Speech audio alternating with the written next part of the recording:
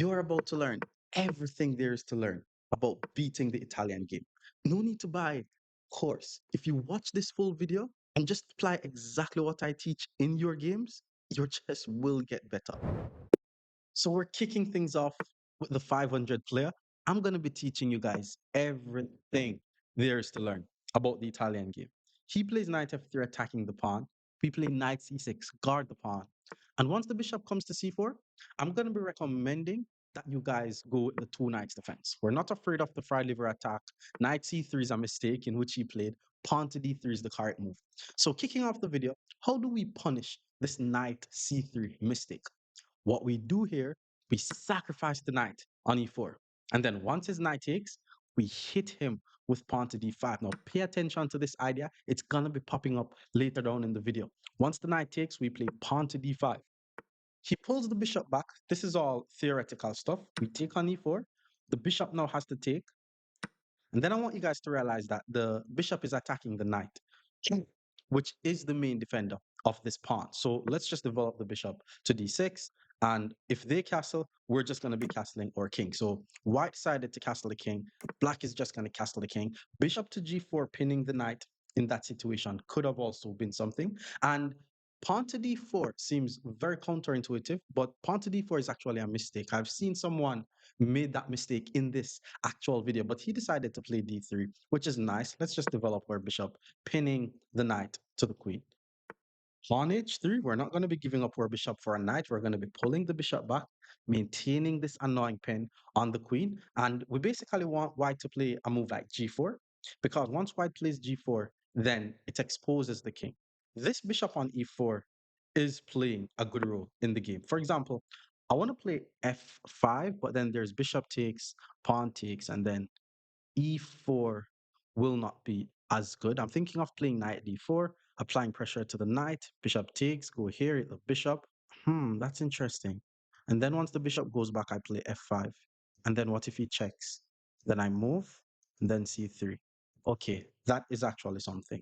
With that being said, let's just start by playing f5. We're going to allow him to take our knight and double up our pawns, but at least we're going to be able to say we have the bishop here. And the bishop here basically means when you have two bishops versus a knight and a bishop, or two bishops versus two knights, we are going to have the better position. Now, whenever you have the bishop here, it's very important that you open the position.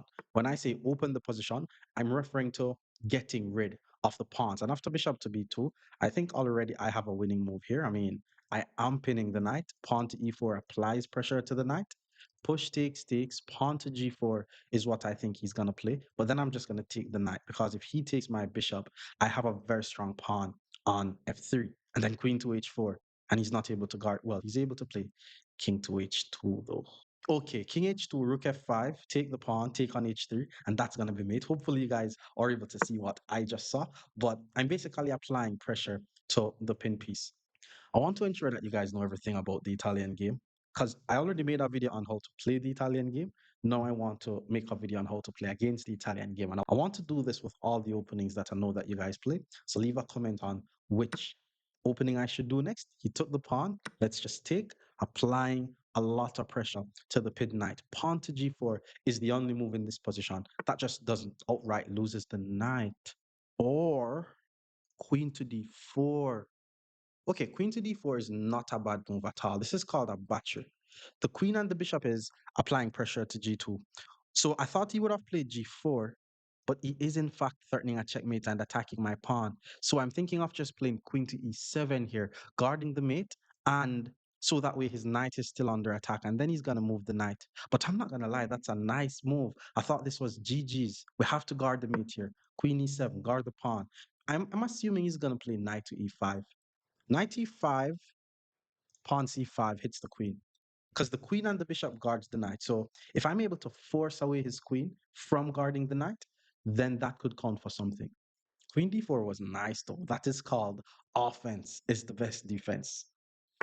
And then he plays rook to e1. So he's basically saying, I'm not able to take his knight, and he's applying pressure to my pawn. For one, I'm just thinking of just taking on f3. Take on f3, the pawn takes on f3, maybe even queen to g5, checking the king. And then once the king moves, then I take back on f3. and then he's not able to mate because my queen guards it. Yeah, let's do that. Let's take on f3 first.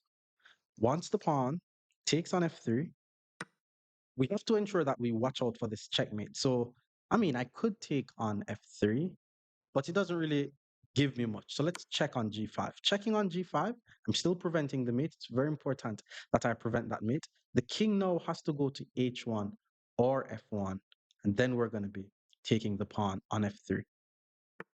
King f1 was played.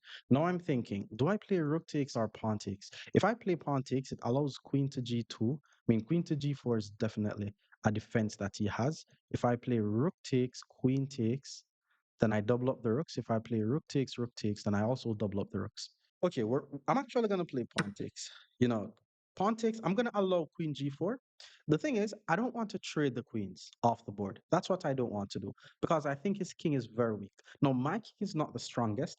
Queen to g4, I think, is the only move that he's able to play unless he has another surprise. But once he plays queen g4, I'll pull the queen back to h6, guarding the mate with the threat of playing rook to f4. And then my whole idea is to chase his queen away from guarding h3. Then I'm going to be able to checkmate on h3. So let's go queen to h6. The goal is to take on h3. If I'm able to take on h3, that could lead to a checkmate. So I'm trying to chase away this queen from guarding h3. And that's why, or that's how rook f4 is going to come in.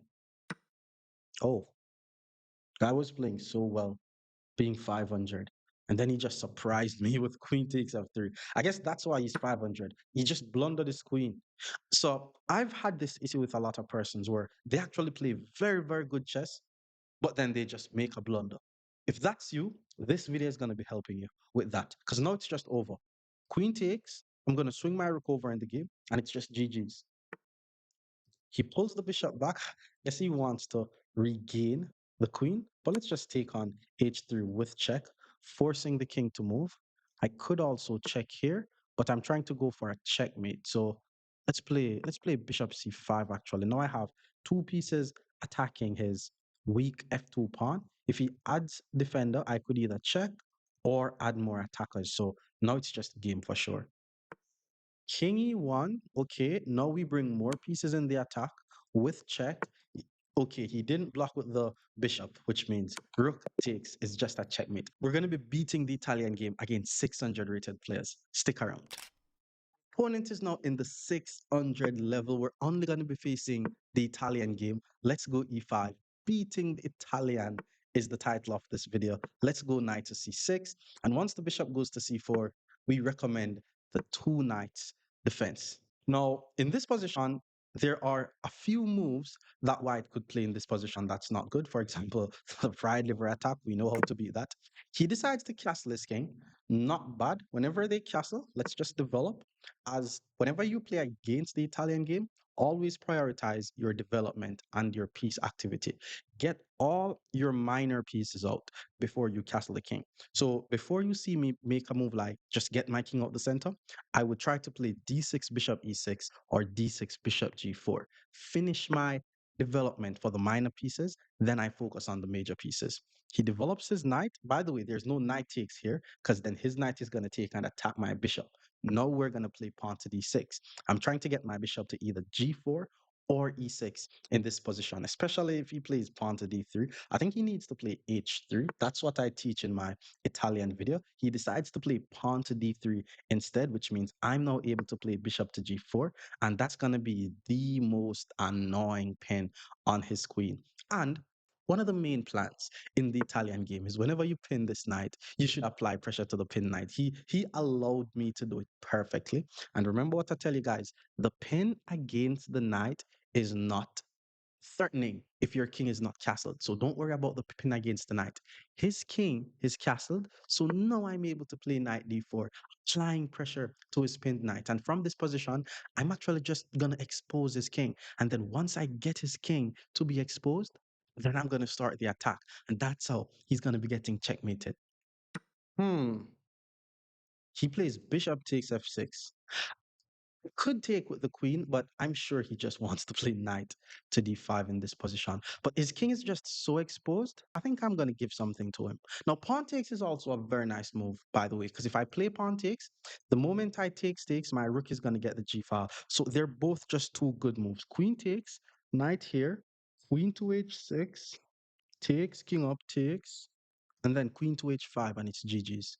Okay, let's go with this. Let's go with this idea because it has checkmating threats. And I want you guys to notice how I am willingly sacrificing my rook because this pin against his queen is it's just too deadly. Like he's gonna get mated, especially once he plays a move like h3. The game is actually over now. Like it's over. Watch this. This knight on g2 guards both the knight and the pawn on h3. So what am I going to do? I'm going to play the move knight takes f3 with a check, so he has to react to the move. Pay attention to the pawn on g2. If the pawn on g2 dares to take my knight on f3, it will leave his h3 pawn unprotected, which is what he did. Okay, how do we win this? I could take on I want to take on h3 and then hit the rook. Once the rook move, that's mate. But taking on f3 is just the correct thing to do. That's the thing. So takes, maybe he plays king up. So let's take on f3. Hit the queen. That's just the correct thing to do. He's going to sacrifice his queen because once he sacrifices queen, it slows down the checkmate, for a while. But if he doesn't sacrifice the queen and, he decides to put his queen to any random square, then queen to g6 is just going to be a checkmate. He moves the queen to d2, which means this will just lead to a checkmate. We're going to play the move queen to g6 with check. Our queen is on her way to the g2 square. It doesn't matter if she blocks with the queen or the king goes to h2. Queen to g2 will be a checkmate. He moves the king to h2, and that's just a checkmate. We're going to be beating more players the 700 level. Stick around. Our opponent is now in the 700 region. We're beating more Italian. Let's just guard the pawn. And against the Italian game, we're going to be going with the good old two knights defense. Pawn to d3, this is the correct way to play. Let's develop our bishop. I'm always singing this. Ensure that you get all your minor pieces out when playing against the Italian. He castled his king, and instead of castling my king, remember the tip that I give when playing against the Italian? Delay your castling, play a move like pawn to d6, get all your minor pieces out. Because, for example, I would like to play bishop to g4, pinning their knight to their queen because the king is castled. White pinning my knight to my queen is actually not as effective because my king is not castled. So let's go bishop to g4, pinning the knight to the queen. Now, to play against this, he needs to play h3, immediately putting the question to my bishop, bishop to e3. That could also work because he's basically preventing me from playing a move like knight to d4. I mean, I wouldn't say he's preventing it. Actually, let's play knight d4. Let's apply pressure to the pin knight. And if he takes with the bishop, I'm just going to take with my bishop, attacking the pawn on b2. And I'm basically just trying to say we have the bishop here because taking on b2 is not really possible. He's going to play rook to b1 and then take back on b7. No, okay. I want to castle my king. But first, we're going to pull the bishop back to b6 because I don't want him to be able to play h3 followed by g4 and then he moves the knight. h3 was played. Let's pull the bishop back. That's fine. Let's just pull the bishop back. I'm thinking of playing queen to d7 and castling on the queen side. And when you play against the Italian game, castling on the queen side will be something that you find yourself doing a lot of time. But castling on the king side is perfectly playable. Castling on the king side is very good, actually. But let's just play queen to e7 first. All I'm doing is I'm keeping my options open. I'm not sure whether I'm going to castle on the queen side or on the king side. It all depends on what the opponent does. For example, because he plays this h3 move, I'm thinking of playing moves like h6 followed by g5. However, I could still play h6 and still decide to castle my king on the king side, which is why I'm saying just to make it a bit more flexible, let's just wait a bit. Pawn to d4 was played. We're obviously not going to take because our king is in the center. So let's play pawn to h6. Now, after he makes his move, that's when I'm going to be faced with the real decision. And the decision is going to be, do I play g5 followed by g4 to just start my attack? Or do I just castle on the king side and play a regular game. Queen c2. Queen c2 didn't really change much. So I think we're going to be going for the craziness. I also need to castle my king. So castling, then playing g5 is also a possibility. The reason why I'm not castling here is there's just nothing dangerous on my king. And then the moment something happens, which seems a bit dangerous, I'm just going to be running my king out the center of the board. So he plays rook to d1. He's trying to get all his pieces in the game, but my attack is coming. My attack is coming. Pawn to g4. This is called a hook. And whenever the opponent plays h3, if you're able to play h6, g5, followed by g4, then you could have the best attack on them. So he decided to take with the pawn. And now I'm thinking, do I take with the knight or the bishop? Let's just take with the bishop to maintain the pin. Again, the moment something happens, which could be dangerous, I could simply castle my king. And in order for me to get more pieces in the game, I also need to castle my king as well. But if I have to play something like king to f8, I should be safe. So he took the pawn. Let's just take back on e5 here. And then he pulls his bishop back to e2. I'm going to use this opportunity to get my king out the center of the board. And then after this, I want you guys to notice one of the main things in the position here is the fact that the G file is open. So because of this pawn that is on H3, we're going to be playing moves like G5 followed by G4, which open lines pointing towards the king. So once that happens, our rook now gets the G file. Knight to B3 was played. Now, what he wants to do is he wants to trade the rooks off the board. What I recommend to you guys, if whenever you're attacking, you don't want to be trading the pieces off the board. So let's actually play rook d to g8. The plan from here is simple. Knight h5 to knight f4. We could also play bishop h3, or we could play h5, h4, h3. That's the attacking plan. Hmm. King to h2. You notice what my opponent did? The moment I put my rook on the same line as his king, he just got his king out of there. So, he's sensing what's coming his way. Well, let's continue with our plan. Let's go knight to h5. In some cases, if I get rid of this knight, my queen could go to the h4 square with check. And then once his king move, I could go knight f4. But I'm not going to take then check. It's better to play a move like knight to f4 because keeping the tension in chess will always be the right thing to do. Oh, and by the way, him moving his king to h2 actually left his f2 pawn unprotected. So my bishop could have actually took on f2. The good thing is, if he still allows me to take on f2, my bishop could also go back to g3. Like, I want you guys to have a look on my pieces. Name one of my pieces that is not participating in the attack. The h8 rook. That's correct. So queen to d3 was played. There's no real threats. Queen can't go here, here, here, here, or here. So let's continue with our plan. Knight to f4, attack the queen, hit the bishop. f2 is still hanging. I'm still thinking of taking the knight, then playing queen to h4 check. Whoa. He moves the queen back to c2. Oh boy. So I'm seeing a checkmate here. I'm seeing a checkmate here. If I takes, bishop takes, check, the king has to go here, and then I'm not able to take because the queen guards it. So first, we're going to take on f2. If we take on f2 now, it basically means if I take and then the queen goes to h4, that's going to be a checkmate. So his rook now has to go to f1 and attack my bishop. So the rook goes to f1. I'm thinking of checking on g3. The king takes, I take with check. Or do I just take? If I take, he plays rook to f2. I check on h4. Takes, check, king back, followed by rook takes, takes, check. Oh, there's so much that I could do here. Well, let's keep the tension one more time. Let's keep the tension one more time. Let's pull the bishop back. Now I'm really threatening to take, followed by queen h4 mate. Like, we don't want to release the tension until we're sure that something is there. So now I'm sure that on the next move, he could be getting checkmated if he's not careful. Pulling the king back to h1 does not really help the situation because I'm still going to get rid of the knight, which is guarding the h4 square. He has to take with the rook if he wants to survive a move longer. He didn't. Because the bishop covers g1, it means queen to h4 is a checkmate. We're going to be beating more Italian game against 800 rated players. Stick around. Opponent is now 800. Plays e4. Let's hit him with e5. We're still beating up the Italian game. Hits the pawn. We guard the pawn. Italian game was played. The two knights defense will be deployed. The correct move was played, which means we're going to be playing bishop to c5.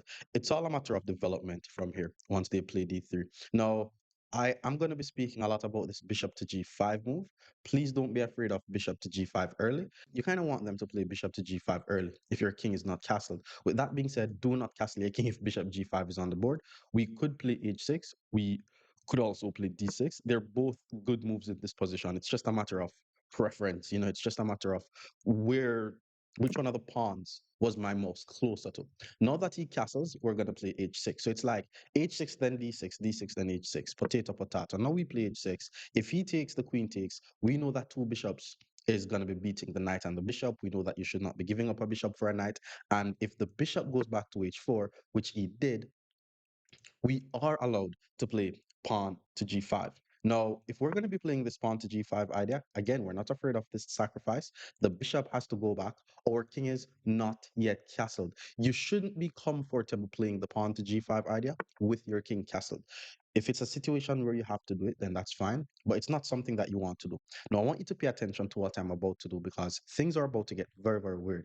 There's a very nice sacrifice that could happen in this position, and I want you guys to notice something. Pawn to h5 is actually the best move here. And it seems weird, it seems counterintuitive, it seems as if I'm doing what is called a premature attack. But what you guys need to understand about chess is to get good at chess, you have to know when to follow the principles. To get great at chess, you have to know when to break the principles. Because if you could break a principle and get away with it, then it's like a good way to skip the line. Now, it looks as if my g pawn is being left unprotected and his knight could take, and then he could fork on f2, but this is actually just bad. Pawn to h4 is the threat to trap his bishop.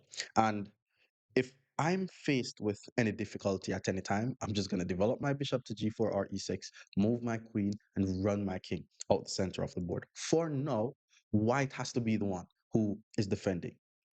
So he decided to play h3. He did not take the pawn, but h3 created something that we called a hook. What is a hook? A hook is basically using the opponent's pawn. So we're going to be using his pawn to open lines for our pieces. I'm thinking about it though. H4 first. So I want to play first H4, hit the bishop. Once the bishop moves, then G4, hit the knight. And once he takes, bishop takes. Now the knight is pinned. And then it's going to be easier for me to just move my queen and get my king out the center. Or I could play g4, knight h4, takes, takes, bishop takes, g4, takes, takes, bishop takes. Let's just play h4. Let's play h4 first, hit the bishop, and then once the bishop moves, we play g4. So he pulls the bishop back. Now we play g4, hit the knight, and if he just moves the knight to a random square, pawn to g3 could also trap his bishop. He could still consider this knight to g5 idea, trying to fork on f7 as well, but I think I'm going to still hit him with g2. Yet it's such an aggressive position. So he did take the pawn. Let's play bishop takes g4. This is going to be a very annoying pin, but it's not just the pin because knight d2 guards the knight, and he could also play pawn c3 to prevent my knight from going there. So for example, I go there, pawn c3, I take, the knight takes. I don't really gain much. So h3 is something that I'm thinking of because if I play h3, it weakens his knight and it also plays his bishop out of the game. So let's play pawn to h3 in this position. Obviously, he's not going to take because after rook takes, that's just more pressure to his knight. I'm opening more lines for my pieces. If he plays pawn to g3, then I may very well play knight d4, take this knight, but then this is going to be like the most annoying pin. And then I don't even have to do anything after that. I just need to play a normal game, knowing that the knight is never going to be able to move. The queen is never going to be able to move. His bishop on h2 is basically a tall pawn, literally. If he plays g3, his bishop on h2 is called a tall pawn.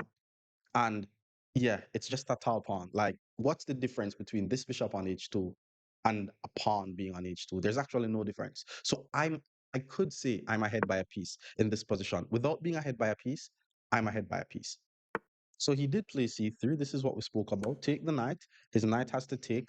And the issue with his position is, well, unless he manages to safely pull his bishop back to e2, he's never going to be able to move his knight. He's never going to be able to move his queen. But one of the major things that is happening right now is just the fact that I'm ahead by a piece because the bishop is not moving.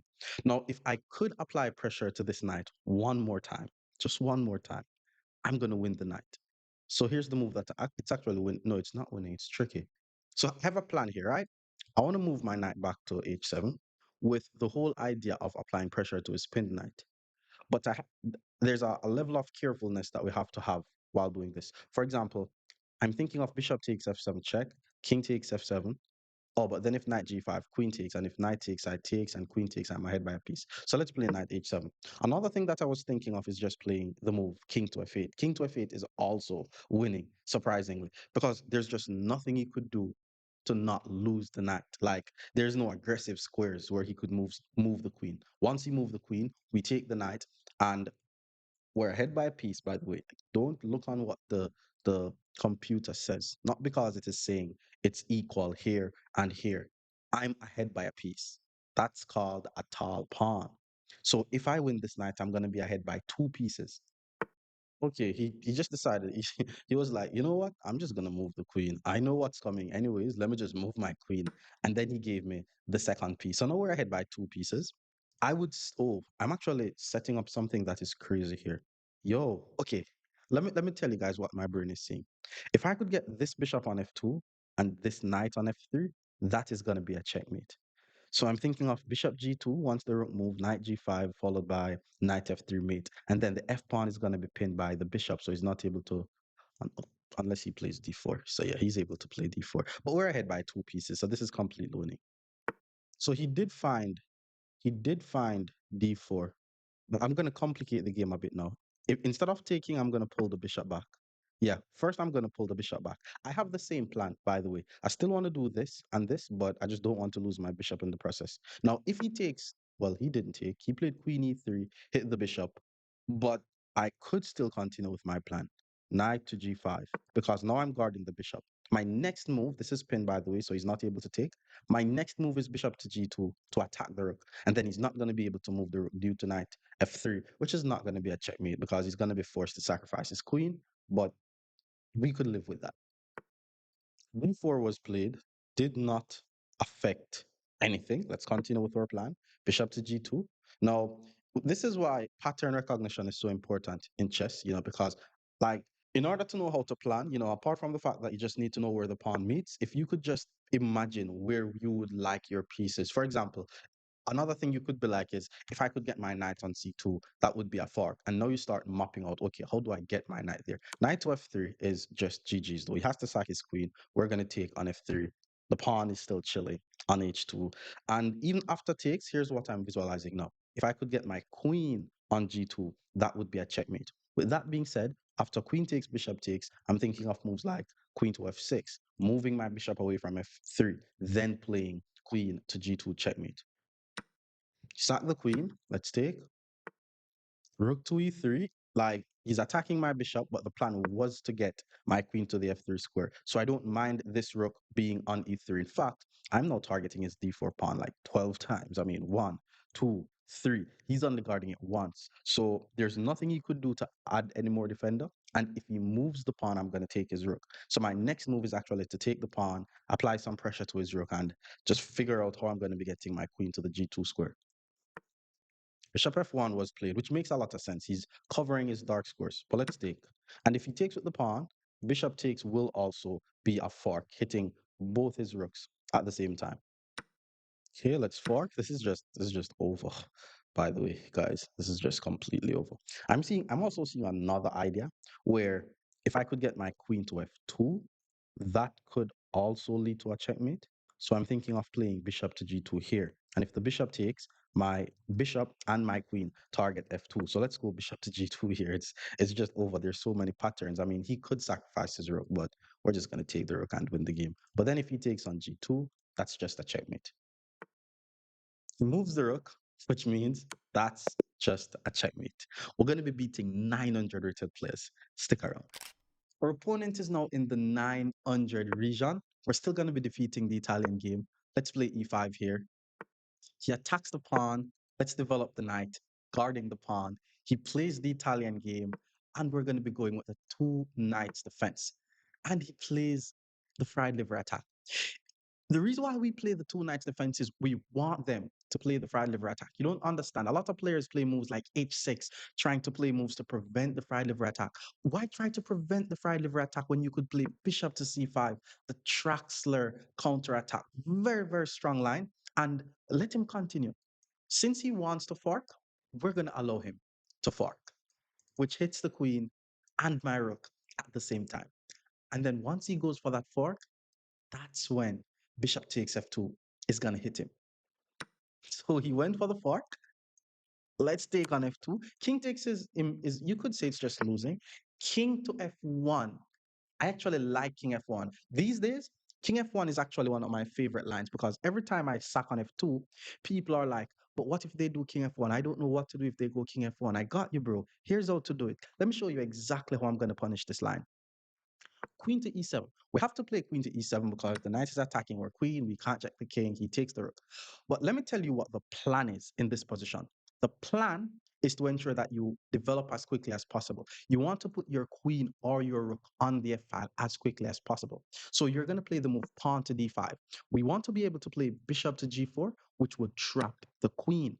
But once he plays pawn takes, bishop to g4 doesn't trap the queen because he's able to play knight, well, bishop e2. So first we're going to play knight to d4. No, we're threatening to play bishop to g4 and trap the queen. But then he plays pawn to c3. My fellow viewers, believe it or not, white is already losing in this position. I think this is a -3 advantage, if I'm not wrong. Here's how we're going to do it. Bishop to g4, check. The queen only has one square. He has to play queen to a4, check. No, remember when I told you guys that we want to get either a rook or a queen on the f5? That's where knight to d7 comes in. And the funny thing about it is my bishop on f2 is hanging. My knight on d4 is hanging. Black is completely winning. This is a -3 advantage from this position. So he decided to take the knight, and here's why it's a -3 advantage, my fellow viewers. Once he takes the knight, remember what I told you guys. We want a queen or a rook on the f file. My queen is now on the same line as his king. This is peak aggression, by the way, because black is down by 9 points, like 9 entire points, which means even if white sack the queen, you could say white will still have some extra material. But his king is just too unsafe. He's about to get checkmated in this position. So he took with the pawn. That's a very nice move, by the way, because what I want to do is move my bishop. Once his king move, we deliver the mate, but my queen is under attack. My knight is not able to take. And I do not want to take with the queen because my bishop is hanging. Unless I have a checkmate, check. King has to go maybe here, and then I check, and then I don't have any mate. So let's not do that. What if I just play queen to f4? No, if queen to f4, yeah, what if queen to f4? If he moves the pawn, I takes, king takes, and that should be something. Well, let's put the queen on f5. Let's put the queen on f5, not to allow any drama. His king is still not able to move. Now he's ahead by 10 points, my fellow viewers. But his king is not safe. He's about to get checkmated in this position. His king is not able to move, and there's nothing he could do to prevent this discovered attack on his king, which could possibly lead to a checkmate if my queen gets to f2. Everybody's playing king to f1 because they're like, oh, that's how you defeat the Traxler counter attack. Now you're equipped with this line. You should be good. He plays pawn to d3, and here's how I'm going to finish him off, my fellow viewers. All I need to do is move my bishop and it's going to come with check. So I'm just going to tuck the bishop back to g3. Keep in mind, king can't go here, king can't go here. King has to go to g1. Queen f2 is going to be a checkmate. Let's check on g3. He could also block with the bishop. It doesn't change anything. Queen takes will also lead to a checkmate. Once he moves the king, that's going to be a checkmate. Do not try the fried liver attack if you're playing chess against me. Actually, do the fried liver attack so that way my viewers could get very nice content. He blocks with the bishop, doesn't change the cost of rice. Let's just take on f4. King still can't go here or here. King still has to go here. And that's just a checkmate. But we're going to be defeating more Italian game against 1,000 level players. Stick around. Our opponent is now in the 1000th region. We're still going to be playing against the Italian game. He hits the pawn. Let's just guard it. And once the bishop comes here, we are going to be recommending the two knights defense. So he castled the king, which is good. This is a good way to play the Italian. We're not going to play knight takes e5 and trying to grab free pawns this quickly. We're just going to be developing our pieces the normal way, how we develop our pieces. And then he plays knight to g5. Knight to g5 is bad. Like, first of all, this is like the weaker version of the fried liver attack. If you wanted to play the fried liver attack, just do it from before. Because once you see them play knight g5 attacking f7, if you could simply just castle your king to protect f7, then them moving the knight to g5 is actually wasting time. Worse is taking on f7. Let's do some math here. He moved his knight one, two, three times in the opening stage of the game. All I did was castle my king. So let's take the knight, and then once he takes my rook, I'll take his bishop. Now, if you do the math, maybe you're going to be like, okay, the position is equal. A rook and a pawn is six, a knight and a bishop is six, but a knight and a bishop is way better than a rook, especially when the game just started. For example, we're comparing my knight and bishop that is already developed to this rook that is on e1. The rook is just on e1, not doing much just yet. Let's play pawn to d6 though. Let's just continue with our development. It's the regular Italian stuff that we play all the time. Now he plays h3. So he's trying to prevent my knight from going to g4. I didn't really have any intention of doing that though. My plan here is just to develop my pieces. Like, you guys know exactly how I develop my pieces. Now he plays pawn to c3. The thing is, he's trying to play pawn to d4, but if we just do the count, I have one, two, three pieces on the square. He only has his queen and his pawn on the square. So we're just going to play the move queen to d7 now. I want you guys to notice how I'm trying to move every single piece in the opening stage of the game. I'm also trying to move my a rook, probably put my a rook on the f file because that's the only file on the board. However, one of the thematic ideas in the Italian game is to actually sacrifice the bishop on h3. And that's why my opponent played queen to f3 because he doesn't want to allow the sacrifice. With that being said, we spoke about ensuring that we move every single piece in the game. Notice how the guy's pieces are undeveloped. We're now going to hit him with rook to f8. Every piece is doing something. Apart from the fact that our king is on f7, we need to put our king back on g8 so that way everything is good. And then once that happens, the attack is going to be brutal. He still decides to play pawn to d4, which is just bad. I guess it's a mathematical problem that he has because I'm covering the square what? Three times. He's only guarding the square with his pawn. So all I need to do from here is just take the pawn. Let's just take the pawn. Now keep in mind, he's probably just trying to get quick, rapid development. But if he takes, that's a tempo on his queen, which he did take. This has to be completely losing. Because once I take on d4, not only am I attacking the queen, I'm also threatening to fork on c2. There's sacrificial ideas on h3. My bishop is pointing towards f2. My rook is pointing towards f2. I just need to move my king to g8 and I'll be fine. So he did find queen to d3, which means I am not able to fork on c2. But let's just continue with our plan. Let's go king to g8. I'm ahead by a point. That is, I have a knight and a bishop and a pawn. He has a rook and a pawn. If you're able to do the math, you see that I'm ahead by a point.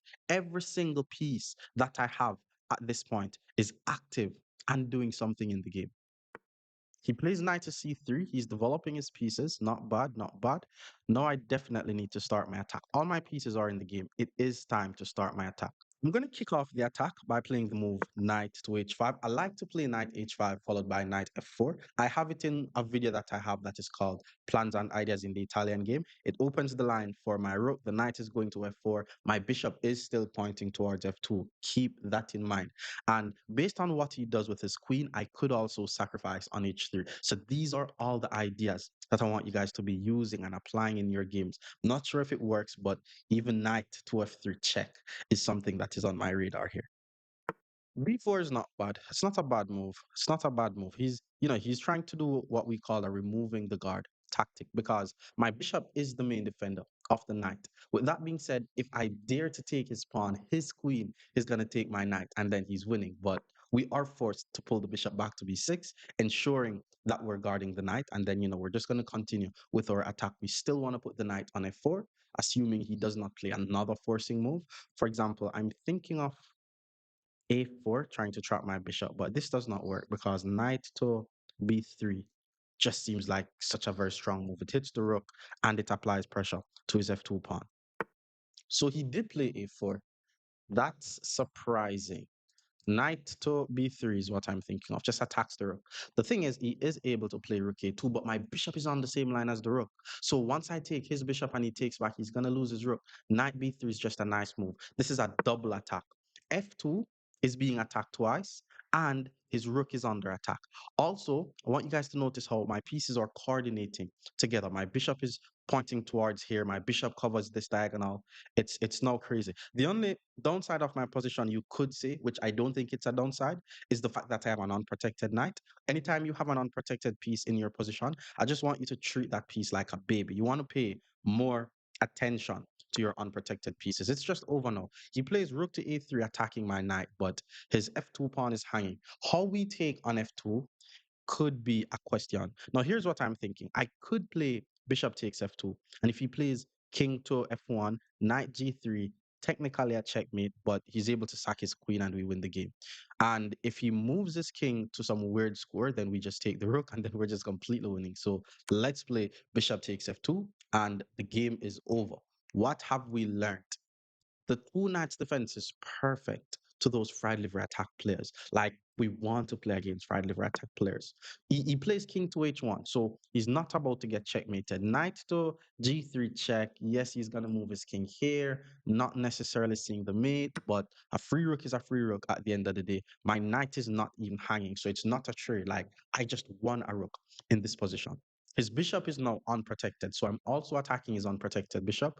Question is, where is he going to put his bishop? Maybe on maybe on e3, but if he plays bishop e3, then I'm sacrificing on h3. So I think this game shows all ideas that you can use to play against the Italian game. The fact that we're able to sack on h3, how to open the file, targeting f2, thematic stuff. Bishop to g5 was played. He simply developed his bishop. So we're still not able to sack. I mean, the bishop is on my half of the board. I'm completely winning, by the way. I'm thinking of checking him here. And then oh my lord, this is nice. Look on this, look on this, look on this. We check the guy here, right? And hopefully you found it. If the king goes here, we hit him with rook to f1. No way to prevent a checkmate on h1 unless he sacrifices his queen, which means we're still winning.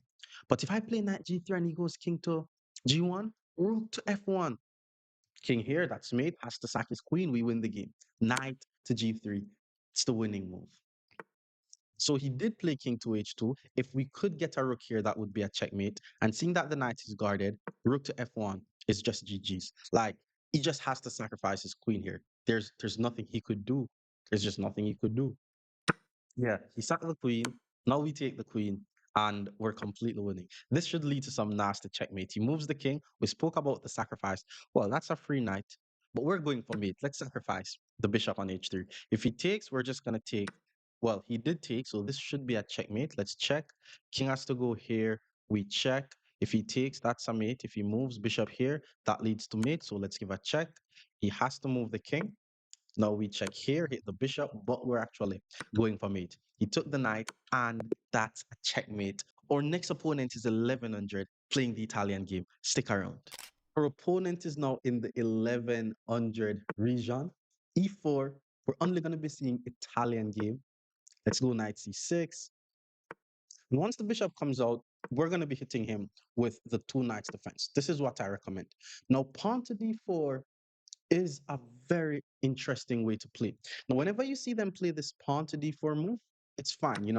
We can always just take on d4 in this position, and then he decides to castle his king. Now, this line is not dangerous. It sacrifices a two pawn. You guys know that Italian players, they like to sacrifice pawn.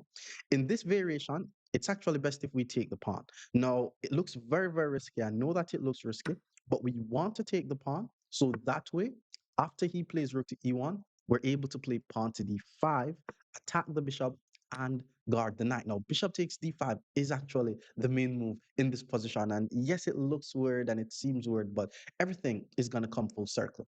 Our queen goes up, taking the bishop. This is all main line.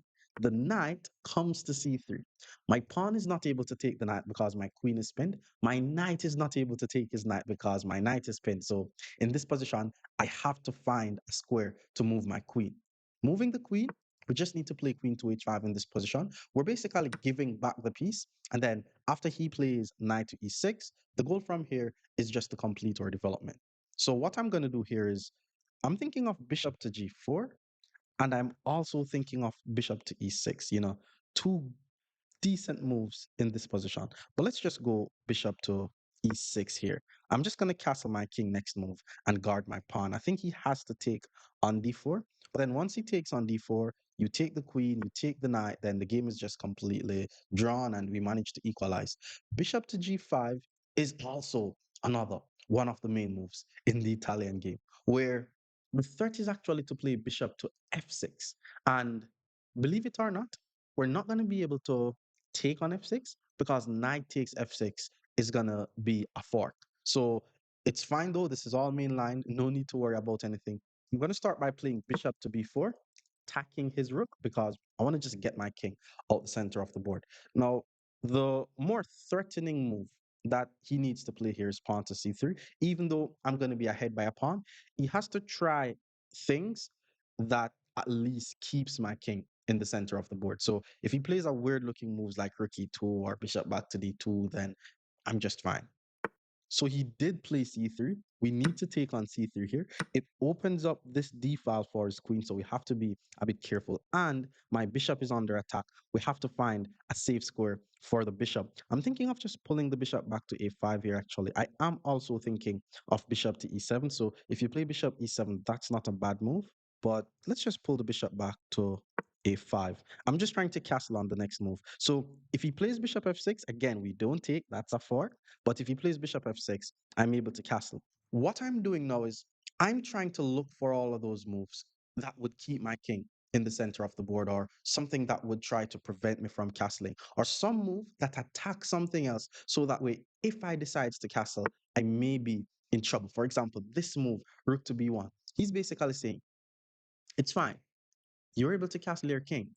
But if you castle your king, I'm going to take the pawn on b7. With that being said, we're still not able to get castled. Let's pull the bishop back to b6, guarding the pawn, applying some pressure to f2. Knight c5, applying pressure to my pin bishop is not possible anymore.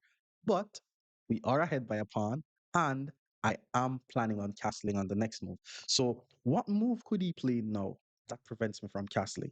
I'm thinking knight back to g3, attacking my queen. But if knight back to g3 attacks the queen, I go queen to g6, and then I'm not seeing another move that prevents me from castling. So he plays pawn to h3.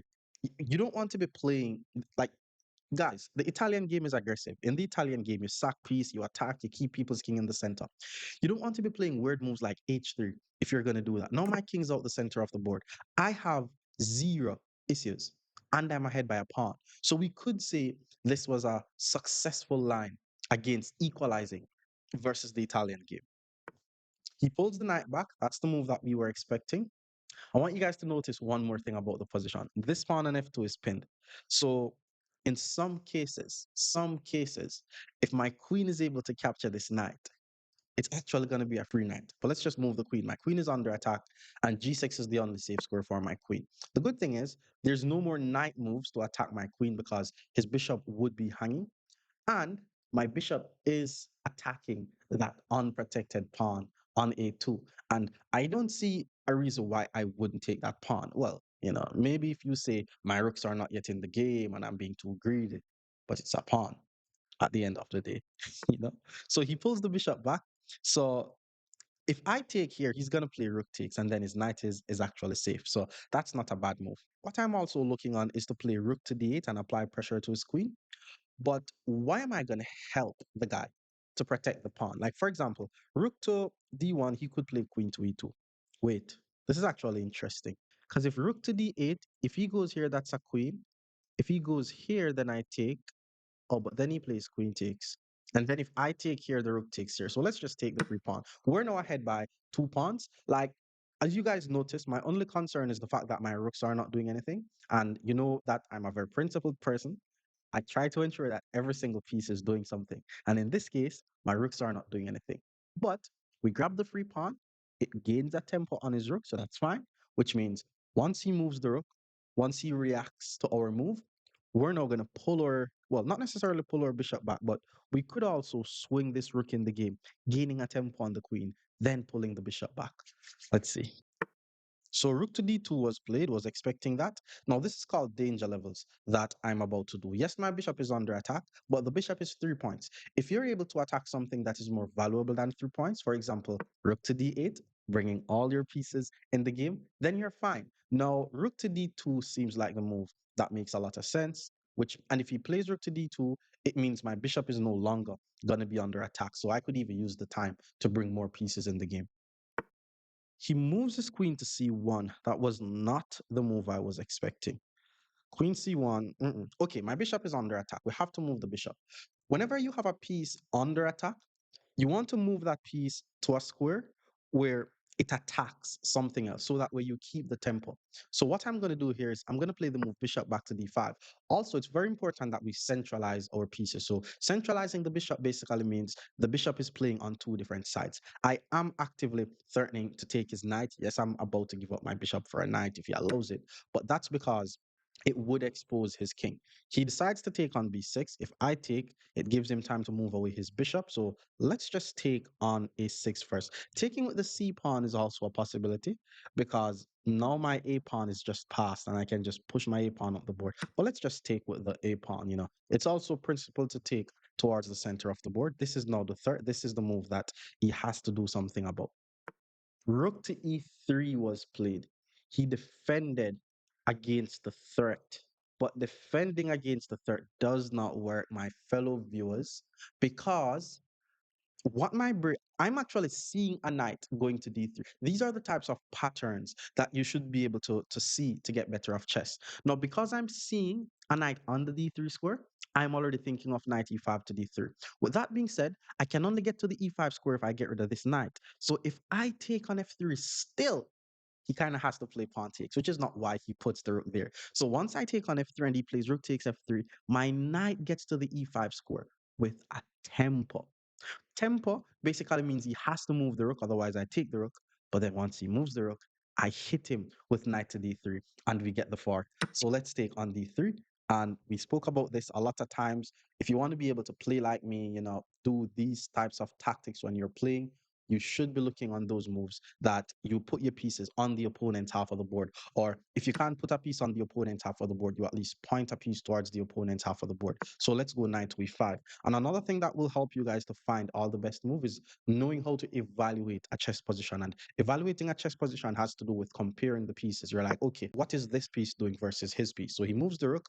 Let's jump in with d3, forking the queen and the rook. And no, this is just completely winning. Maybe he sack his rook, who knows? Maybe he moves his queen, we take, completely winning. So he decided to sack the rook. Let's just take with the rook so that way we can double up the rooks on the d file. And once I'm able to double up the rooks on the d file, rook to d1 could be a nasty threat to win his queen.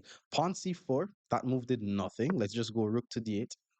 All my pieces are still active, so that's what I want. I'm threatening to play rook to d1, which will be a fork, winning his queen, which is why he moved his king out the way. But now I'm going to hit him with pawn to h5 because the goal is to attack the knight. And what I want you guys to keep in mind, whenever you notice a knight on g3, b3, you know, b6 or g6, always move your pawn forward so that way you can attack the knight. I learned this from a book called 100 Master Trade Secrets, where it actually shows you some actual stuff that you could play. So he plays Queen E1, another move that just doesn't do anything. So let's just play H5 and attack the knight.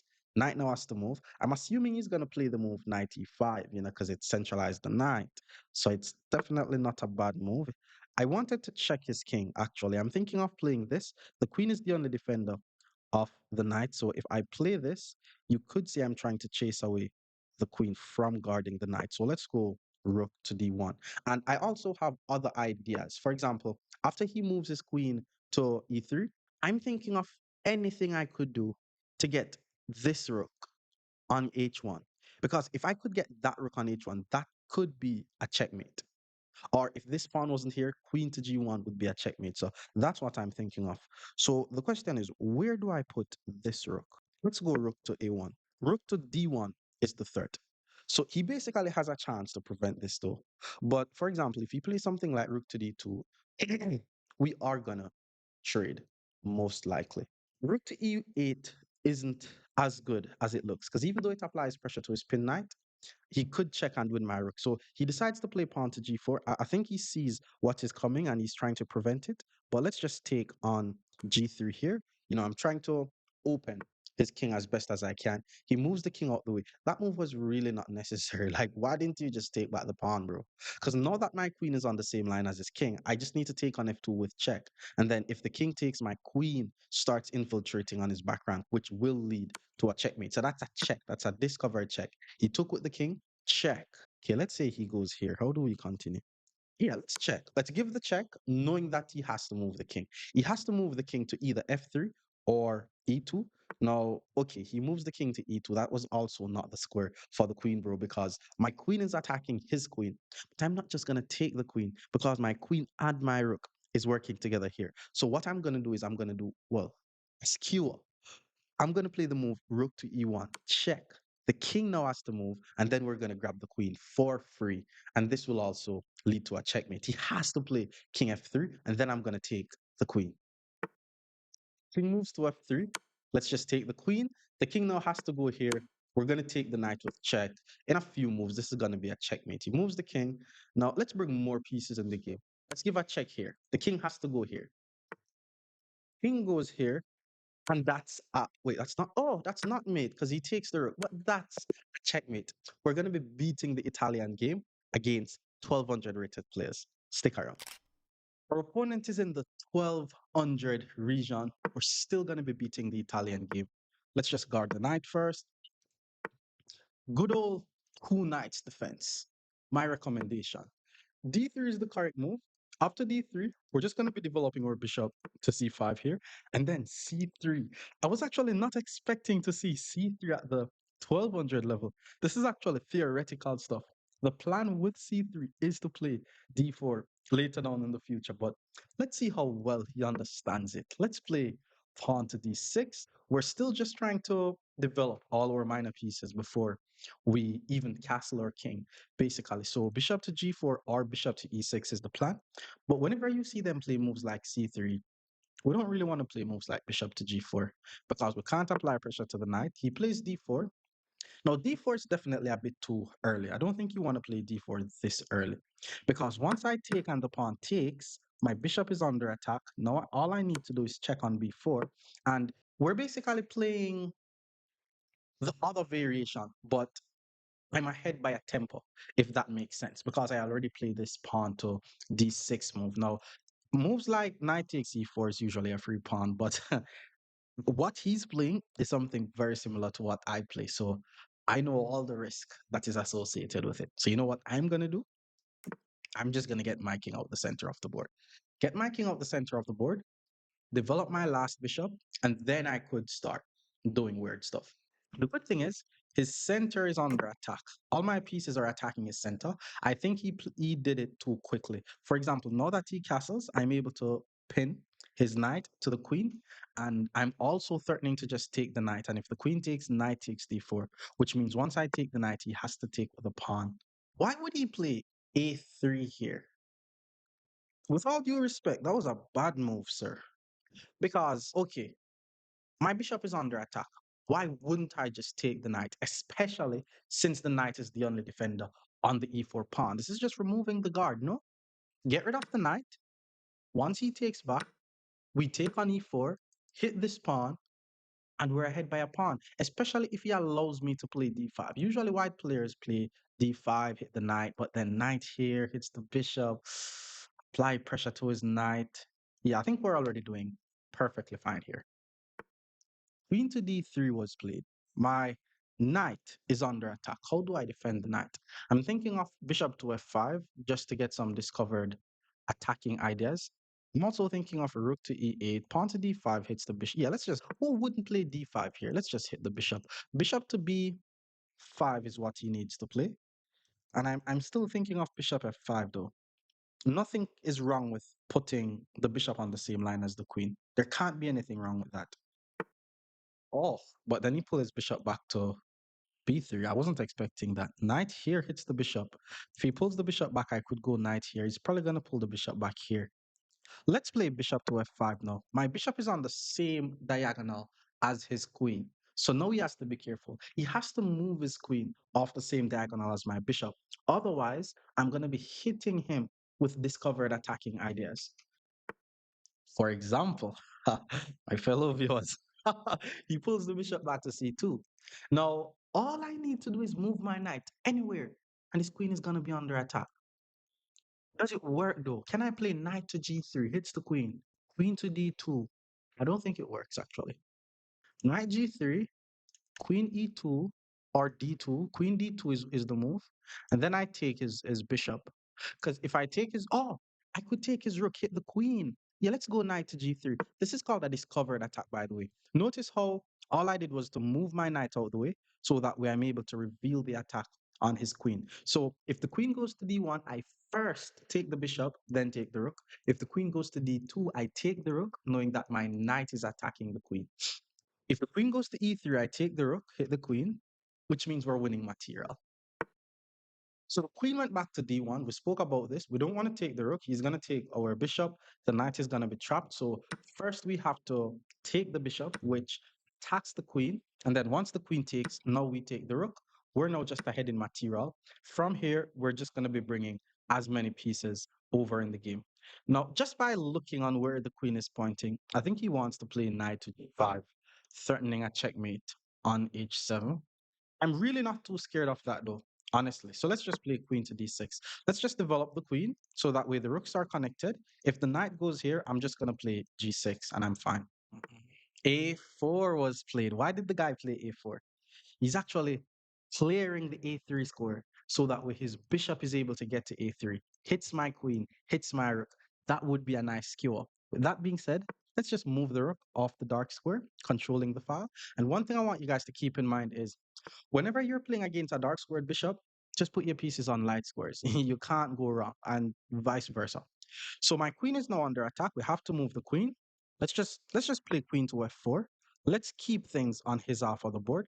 I want to play moves like knight a5 to c4 as well, which hits the bishop and it applies some pressure to his weak c4 square.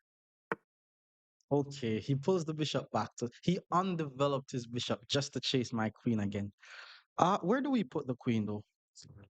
Let's go queen to g4 here. Let's just move the queen to g4. Maybe he's able to play h3, and then I'll play queen to d7, and at least my pieces are going to be on light squares. So that's something. h3, we pull the queen back to d7. I'm still not afraid of knight g5, by the way, because I'm able to play g6. No attack is there. My a rook is the only piece that is not doing anything. So I need to ensure that I get my a rook in the game. Queen to b3 was played. He's attacking my unprotected pawn, but the plan was to play knight to a5, heading towards the c4 square. So now he has to move the queen. I mean, it's tricky though, because if I play knight c4, he is able to take, but then I'm going to be able to trap his queen. So he pulls the queen back to c2. Now the knight gets to the very nice c4 square. Now, he could always try to play knight to d2 to just trade off the knights off the board, but knight to d2 is bad. Plus, he should not be the one who is trying to trade pieces here. I was expecting knight g5 eventually. He has two pieces targeting h7. We have to play a move like g6 to guard it. Maybe he's just going to pull the knight back. Like, I'm positive that he doesn't really know what he's doing here. And now could be a good time for me to put my queen back on the dark square because his bishops has no access to the dark squares. And if he pulls the knight back, queen to a2 could actually lead to a very, very nice checkmate. So this knight is actually holding his position together. And I need to ensure that I get my a rook in the game. Pawn to g3 was played. That's not bad because now my queen doesn't really get access here. Like this is gonna be one of those games where I just have to grind out the position. I just have to slowly improve my pieces and grind out the position. I think he also wants to play bishop to f5, if I'm not wrong. Bishop to f5 applies some pressure to my queen. Okay, let's play rook to e4 here. I want to double up my rook on the e file. If the bishop goes there, I mean, I'm considering sacrificing the rook, but I'm not gonna do it. I'm just gonna play queen a6, put my queen on the same line as the king, double up my rooks on the e file, and then that could lead to something. He plays bishop to h6, doesn't do anything. The bishop by itself is not gonna checkmate my king. So let's just double up the rooks on the e file here.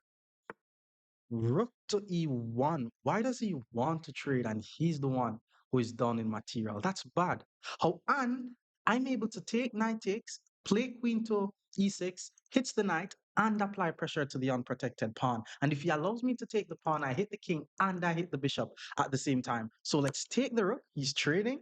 Not sure why he's trading. Trading makes it easier for me. Now I play queen to e6. This is called a battery. I have two pieces attacking his knight, and my queen is threatening h3. So if he moves his knight thinking he's saving the knight, I take on h3 with check, unprotected bishop, expose king, grab the pawn, check the king. King has to move to g1, grab the bishop. It's GG's. He moves the king. Let's just grab the bishop. Now we're ahead by an entire rook. This is like 7 extra points. I am expecting resignation very soon, but let's see if he knows where to find the resign button. Queen to b3 was played. Okay, that's fine. Let's just let's just trade some pieces off the board. Let's go knight d2. Hit the queen, hit the knight. His knight has to take, and then we simply take. And once I get both of my major pieces on the second, then that's how the game will end. Okay, let's grab the knight. He took the pawn. I think I should be able to checkmate him now. If I go here, he's not able to guard the pawn. Maybe he's able to check, but then I move, he takes. Okay, let's go here. Doubling up the rook on the second. This is going to lead to a mate. I'm going to check here. Once the king moves, I'm going to take here, and that's going to lead to a checkmate. So all he gets is a check. Let's just move, nothing else. He's still not able to protect the f2 square. And if the queen is not able to protect the f2 square, it's GG's. Queen back to h3. Let's just take on f2. There's still no more checks. Queen to e1. Looks like a forced checkmate in two. But then my opponent resigns. Let's beat the 1300 player. Our opponent is now in the 1300 region. We're still going to be beating up the Italian game. Let's guard our pawn. Once the bishop comes out, we're going for the two knights defense. Knight c3. This is going to be one of the main mistakes that you guys see when you play against the Italian game. And how to punish this mistake is you just want to sacrifice your knight on e4. With that being said, pawn to e4, d3 is the correct move. Once the knight takes, we play pawn to d5, hitting the knight, hitting the bishop, and that's just a fork. Once the bishop goes back, we simply take the knight. The bishop has to take. His bishop is attacking our knight, which is the main defender of our pawn on e5.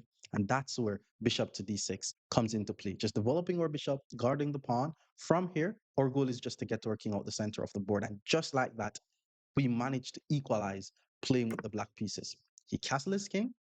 Okay, the question is, do I castle my king or do I play bishop to g4? Because bishop to g4, pawn to h3, I could play pawn to h5. And then if he plays pawn to d3, let's just castle. Let's just castle. Now, that was definitely an idea, by the way. That was definitely an idea, some fishing pole trap. This guy's 1300, so I'm not assuming that, he was going to fall for something like that, but you could try something like this if you're lower than that. One of the main mistakes that I see players make in this position is to play pawn to d4. It's crazy. Pawn to d4 is complete. I wouldn't say it's completely losing, but it's actually a free pawn because once I take on d4, and please ensure that you're paying attention to this game because he already made one of the thematic mistake by playing knight c3 and allow us to sack. Now he plays another thematic mistake by playing pawn d4. And the reason why this is a mistake is once I take on d4, the knight is not able to take because if the knight takes, I take, and that's a free knight because the queen is not able to take. And if the queen takes, bishop takes h2 check, the king has to take, and then I take on d4. That's just a free pawn. I could have also played knight takes d4. He did decide to play knight takes d4. Let's take on d4. Let's do it quickly so that way he doesn't calculate, you know? But I think he sees it because he didn't take on d4. Because if he takes on d4, then I'm just going to take on h2. So just like that, my fellow viewers, 10 moves in, and we're already ahead by a piece. And another threat that is in this position, my fellow viewers, is queen to h4, because queen to h4 would be threatening a checkmate and attacking the unprotected bishop at the same time. No, he's deciding to think when he notices that the queen is not able to take on d4 anymore. He played it. He played queen takes d4. I think he's just accepting the defeat. This is called the discovered attack, by the way, my fellow peeps. The bishop takes on h2 with check. So his king has to react to it. Either he takes the bishop or not. Queen takes d4, just wins the queen. This is why it's so important to understand how to play against the Italian game. Now you know exactly what to do when they play knight c3. When they play knight c3, this is exactly what should be your idea, as well as the same fishing pole idea that I wanted to do. So he pulls the bishop back, and from here, we're just going to be trying to go for a checkmate. I'm just going to try to find as much attacking moves as possible because I'm just ahead in so much material. So let's give a check. Let's force the king to move. Principled move is to develop the bishop, but let's just play pawn to f5. I want to play moves like pawn to f4, rook to f6, rook to h6, and deliver some checkmates. And I have nothing to worry about because I'm ahead by the queen, you know. And if I really need to develop my bishop, I could just go bishop d7. So g3 was played to attack my queen. Let's just play queen to h3 here. Now he has light square weaknesses around his king. With that being said, bishop to d7 followed by bishop to c6 is a very nice plan to win, or bishop e6 followed by bishop d5. Same idea. So he moves the rook out the way. Let's just go bishop to d7. The plan is bishop c6. I guess he has bishop to f1 to attack my queen. That's a bit annoying. Let's just pull the queen back. It's still completely winning. If he plays bishop g2, then I'm just going to trade the bishops off the board. So he plays bishop to e3. And before I do this, because I know bishop here is coming, I'm going to play pawn to f5. As I'm saying, I'm going for the attack. I'm trying to play as aggressive as possible, seeing that I have an extra queen. So I'm also thinking of sacrificial ideas, like I'm trying to sacrifice my rook here. And once I sack my rook, bishop c6 is going to be so, so strong. I just want to get him to move one more pawn on the side that his king is on. And you'll see what's going to come his way. So e2 was played. No, I am thinking of playing f3 to attack the bishop. Yeah, that actually wins the game. Pawn to f3 attacks the bishop, and the whole thing is his light squares are too weak. Now I'm able to play bishop to h3. I'm basically going to be trading off the light squared bishops off the board, and this is going to be called a lowly checkmate, where I'm just targeting his g2 square, and there's nothing you could do to guard it. No, he shouldn't trade. Like, he needs to move his bishop. For example, check, I have to move the king. But my whole idea is to play bishop to g2. So if he moves his bishop somewhere, I play bishop to g2, and there's nothing he's going to be able to do to prevent queen to h1 checkmate. He moves the rook out the way. This is still checkmate. We just need to take the bishop. If he takes with the king, queen h1 is a checkmate, which he did. If he had take with the rook, it would have been here. But that's a checkmate. We're going to be beating more Italian game against 1400 level players. Stick around. Our opponent is now 1400. Let's beat the Italian game. Pre-move, pre-move. Yeah. Okay, now let's see. We're in the two knights defense. Correct move, mistake, bad move. Correct move was played. Let's just go bishop c5. We spoke about this. Just develop all your pieces. That's how you should be playing against the Italian game. So, in a nutshell, how to play against the Italian game is get all your minor pieces out first while delaying your castle. So, you notice how he quickly castle? Don't be too quick to castle because then you're going to be met with bishop g5, and that's too much drama. So what you want to do is you want to play a move like d6. It's like you're not necessarily wasting time delaying your castling because you're still doing something productive. If you were wasting time making weird moves like rook b8 or trying to start some other attack, then you're just wasting time. So I'm delaying my castling. I'm not wasting any time. I'm still being productive. He plays knight to c3. Now I could actually pin him because his king is castled. What I want you guys to understand about the Italian is if they pin our knight to our queen and our king is not castled, it's fine because we're able to play h6, g5. If we pin their knight or they pin our knight while the king is castled, then it's too annoying because if they play h3 and we go back, playing g4 exposes the king. And if they don't want to expose the king, then they're going to have to just sit there with the most annoying pin on their knight. And after a move like g4, maybe I'm not going to play it, but knight takes g4 followed by bishop takes g4 should be too annoying. It's like you're playing down a piece, but the pieces are just going to be tied up for the entire game. So it's already hard for white in this position, and you don't want this. So playing with the white pieces, um, play something like h3 to prevent bishop g4. That would be nice. But even in this position, I think white should still be able to play bishop e3. A bishop e3, if I apply pressure, takes bishop takes g4 is the move. So knight e4, bishop takes, pawn g4, applies pressure to my bishop. And I think just because the knight is going to take my bishop anyways. So if I just take and then pull back my bishop, I could claim that he's exposing his king. And that's what I want. So we're both about to lose both of our knights and our bishop. But I'm doing this at the cost of you're going to be playing g4 whether you like it or not. Now, if he plays g4, something that I would like to play but doesn't work is knight takes g4. Because if pawn takes g4, bishop takes g4, he's still going to be able to take here. So he did take with the bishop just to get rid of this spin that is happening. I don't really want to take with the pawn, even though it attacks his knight. Because he's just gonna move the knight to a5, hits my bishop, and I'm not really seeing what I get. So let's just take. I mean, I'm gonna lose this bishop anyways, but let's just take with the bishop. Because what I want him to do is play g4. This is the whole point of everything. Like, you don't want to play h3, g4, exposing a king, but you kind of have to do it. Like maybe even if he doesn't do it now, eventually he has to do it. And if he doesn't do it now, for example, he played that queen move. I was about to say if he allows me to pull my bishop back and save my bishop, but knight to a5 will still take the bishop. Notice how I'm still delaying my castling. I'm fine. I'm not worried about anything.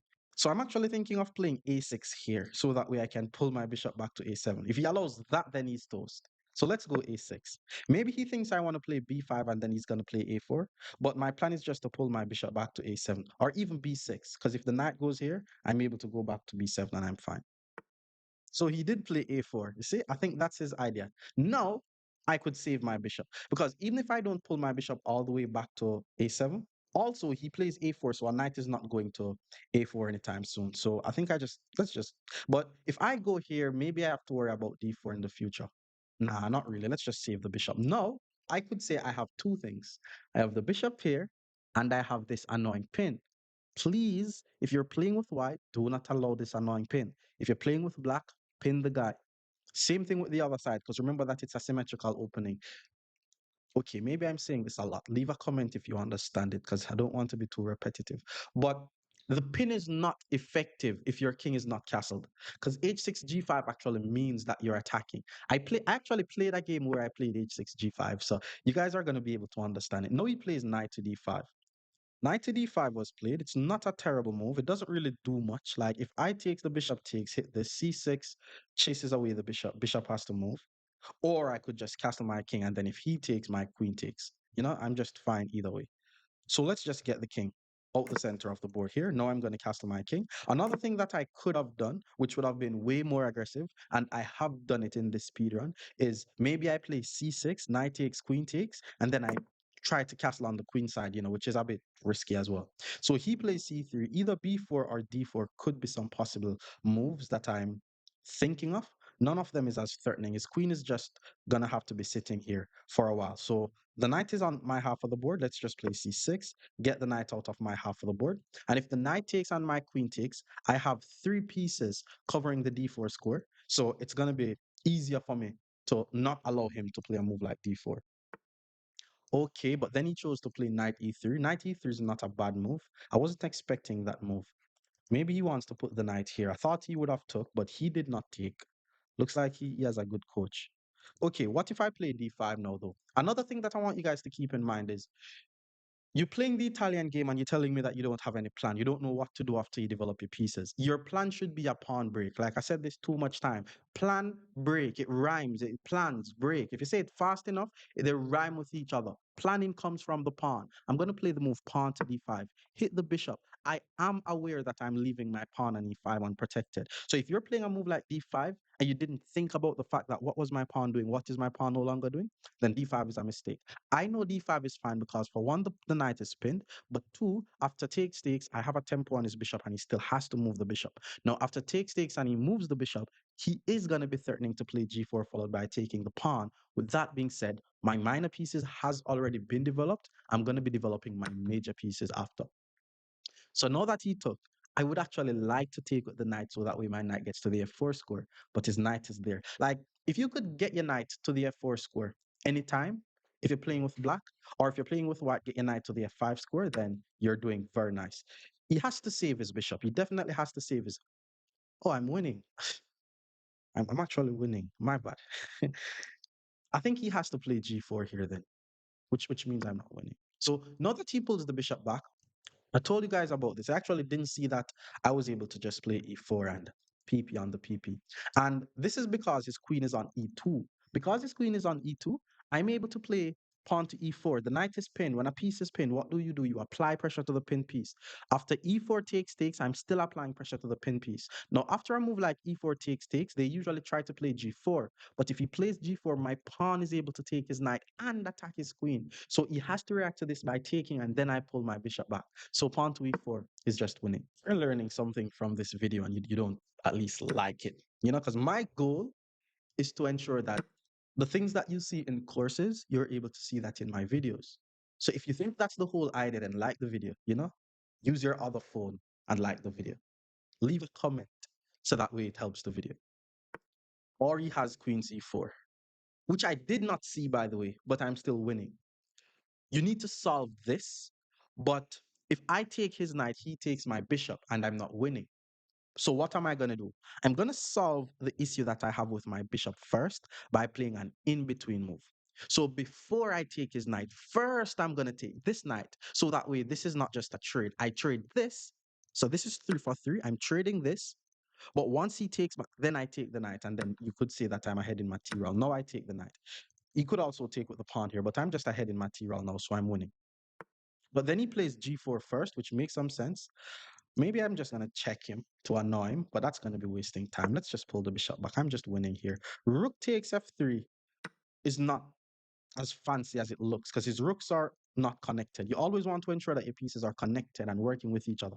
When it comes to your major pieces like your rooks, if your rooks are pointing towards your own pawn, then there's a problem with your position. Your rooks should either be on an open file or pointing towards the opponent's pawns. If the rook is pointing towards the opponent's pawns, then it's called a semi-open file. So I'm going to hit him with rook to c8 in this position. I'm also trying to get a little initiative going on. Remember what initiative means. Initiative basically means you play a move, they have to respond, and then you play another move, and then they have to respond. It's like boxing. Nobody has the initiative if both players are punching and defending. But the guy with the initiative, he's the only one doing the punching, and then this other guy is just there defending. Unless you're flawed. If you're not flawed, then you get what I mean. So he plays queen to b4. Another thing that I want you guys to solve, it seems very simple, but if I could get you guys to be thinking like this, then this is all you need. The guy's attacking my pawn on b7. Okay, I have to guard the pawn. What do I play? Rook to b8? No, because if rook to b8, my rook is now unprotected. Rook to c7, it's fine. I guard the pawn. I keep my rook active. But what if I'm able to play bishop e4? Put a piece on his half of the board, guard my pawn by playing an attacking move. With that being said, even though his last move was an attacking move, I still have the initiative. So think about you punch someone and then they try to pull back, counter the punch, but you saw that coming. So you're like, boom, boom, boom. Only my boxing people is going to understand what just happened. But rook to f4, I'm thinking of knight to d5 here. It's not really good though, because his queen is able to take, and once I take, he takes. I'm not winning. Okay, I thought I overreacted a bit because I was thinking of rook to e8 to guard my bishop because I need to get my rook in the game. But then I was worried about pawn to g4, hits my knight, and then if I have to move my knight, he takes my bishop. So how do I solve this problem? By keeping the initiative. And that's how I found queen to d3. Because not only did I apply some extra defense to my bishop, because he's guarding it, attacking it twice, I'm guarding it twice. I'm also threatening his unprotected pawn on e3. I'm also putting one of my pieces on his half of the board. So now he has to defend. Now he really has to defend this. You see what just happened? You saw the exchange that just happened? I attack him, he attacks me. And then I defended by attacking him, and then he moved by attacking me. But in the end, I defend and attack him, and he's not able to defend and attack me. So you have to be able to understand these things as well. So if you're a boxer and you're watching this, then maybe you should be my student. Because I box. I'm gonna be the next chess boxing world champion, hopefully. So he plays rook to e1. This is what we want. He made the last defensive move. Now I have the initiative. Not sure what to do with the initiative because I'm not seeing any, or if I should just do it with the mic right here. But anyways, this is the only piece that is not doing anything. That's the only move that I'm worried about because it's the only move where he puts a piece on my half of the board and it makes sense. And I am actually worried about it because if I move the rook and he push and I move the knight, my f7 pawn is hanging. And that's kind of weird. That's definitely weird. Okay, this is I'm too strong. It's not weird. That was a prank. That was a prank. How do we continue with the initiative? How do we continue with the initiative? The rook is unprotected. Hit him with queen to d2. Now, we're not only threatening an unprotected rook, we're also threatening a checkmate on g2. Yeah. This is GG's. This is GG's. Because even if he takes my bishop, I take his rook first with check, and then I take this. And rook f2, I grab the rook. If he thinks he's preventing the mate, queen to g2 wins the game. And I'm trying to get some foam thing on the wall, some of these things to help with the sound. So I have a few more of them. I'm going to be putting it on the wall. So I'm getting less comments about my sound. So that's good. But I don't mind you commenting about it. Like if you think it needs to be perfect, it needs to be perfect. Mr. 1400 Blunder Panda did not see that I'm threatening a checkmate on G2. This is why you should put your pieces on the opponent's half of the board. We're going to be beating more 1500 players. Stick around. Opponent is now in the 1500 region. We're still beating the Italian game. Let's guard the pawn. And against the Italian, we're going to be going with the two knights defense because we're not afraid of any fry liver attack. We know that knight c3 is a mistake. We know that pawn to d3 is the best move here. And to continue, we're just going to play bishop to c5, trying to complete our development, just delaying the castling for a bit. Let them castle first, and after they castle, we play the move pawn to d6 with the whole idea of playing moves like bishop to e6 or bishop to g4. Bishop to g5 was played, but the difference between his bishop to g5 and my bishop to g4 is my king is not yet castled, so I am able to play moves like pawn to h6, just chasing away his bishop. He pulls the bishop back to h4.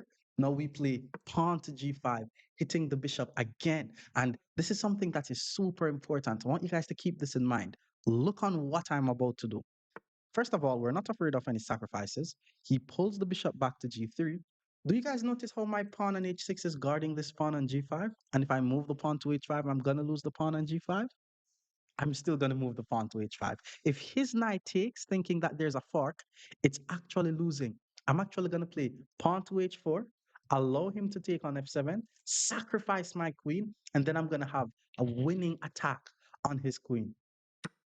Okay, so he went for it. He took on g5, thinking that I'm about to get forked and everything. Pawn to h4, hit the bishop. His bishop is now trapped, my fellow peeps. This doesn't mean black is completely winning, by the way. There's no means I'm saying that black is completely winning here, but you guys are going to see this a lot. So if you know exactly how to play it as black, then you're going to be winning a lot of games and you're going to be winning some fancy games.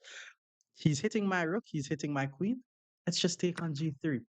We're chill. We're fine. Everything is normal here because my dark squared bishop is pinning this pawn. If he takes with this pawn, it opens up the line for, well, he could technically take with this pawn, but the whole idea is to sacrifice my queen and play bishop to g4. If you have the balls to play chess like how I'm playing chess right now, then when someone plays the Italian game against you, you're going to be equipped with beating the Italian game. And then you're going to know how to, the right way to play the Italian game because I have a video like this on how to play the Italian game. Ha ha ha! He took the queen. After he takes the queen, we don't take on H2 or F2, by the way. Like you have to be very careful here. If you're not precise, then you could be losing the game because the guy's a queen. So let's actually play the move bishop to G4 here. We're just attacking his queen. It's just, there's nothing happening. All we're doing is attacking his queen. If he wants to give us back the queen, that's on him. So maybe sack the queen, but I think he's going to move the queen. Like one of these moves, I'm definitely expecting one of these moves. I'm about to hit him so badly, it's crazy.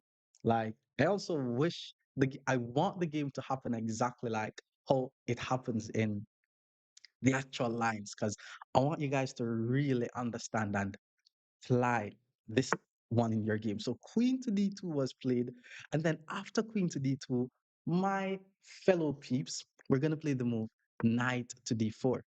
Looks like a normal move, but I'm threatening to play knight to f3. Knight to f3 is either going to be leading to a checkmate, winning his queen, like so much stuff. Let's see. Let's see. Okay, queen to g5. Oh boy, queen to g5 is mate. Okay, knight c3 was played, my fellow peeps. This position is a checkmate. Nobody believes me. Can you find how will black checkmate white in this position? Let's break it down. First of all, we're looking for moves on the opponent's half of the board. The forcing moves in chess usually starts with a check. So we have to look on our checks. That's a check, that's a check, that's a check. Knight to f3, check. After knight to f3 check, the king goes to h1, rook takes h2 is mate. But what if he takes on f3? If he takes on f3, we play bishop takes f3. The f pawn is pinned, can't move. We're actively threatening to play pawn takes h2 checkmate. And if the h pawn takes on g3, rook h1 is going to be a checkmate. So let's play the move knight to f3 check. Yo, if you guys didn't learn anything, forget about everything that I said. Forget about everything that I'm about to say. This line, imagine playing something like this in a tournament. Sack the queen. Crazy. And this is because they tried to pin our knight while our king was not yet castled. So them pinning our knight and our king is not yet castled, this happens. So king over is mate, and if he takes, my bishop takes, and pawn takes is gonna be mate. So he took with the pawn. This is what we spoke of. He took with the pawn.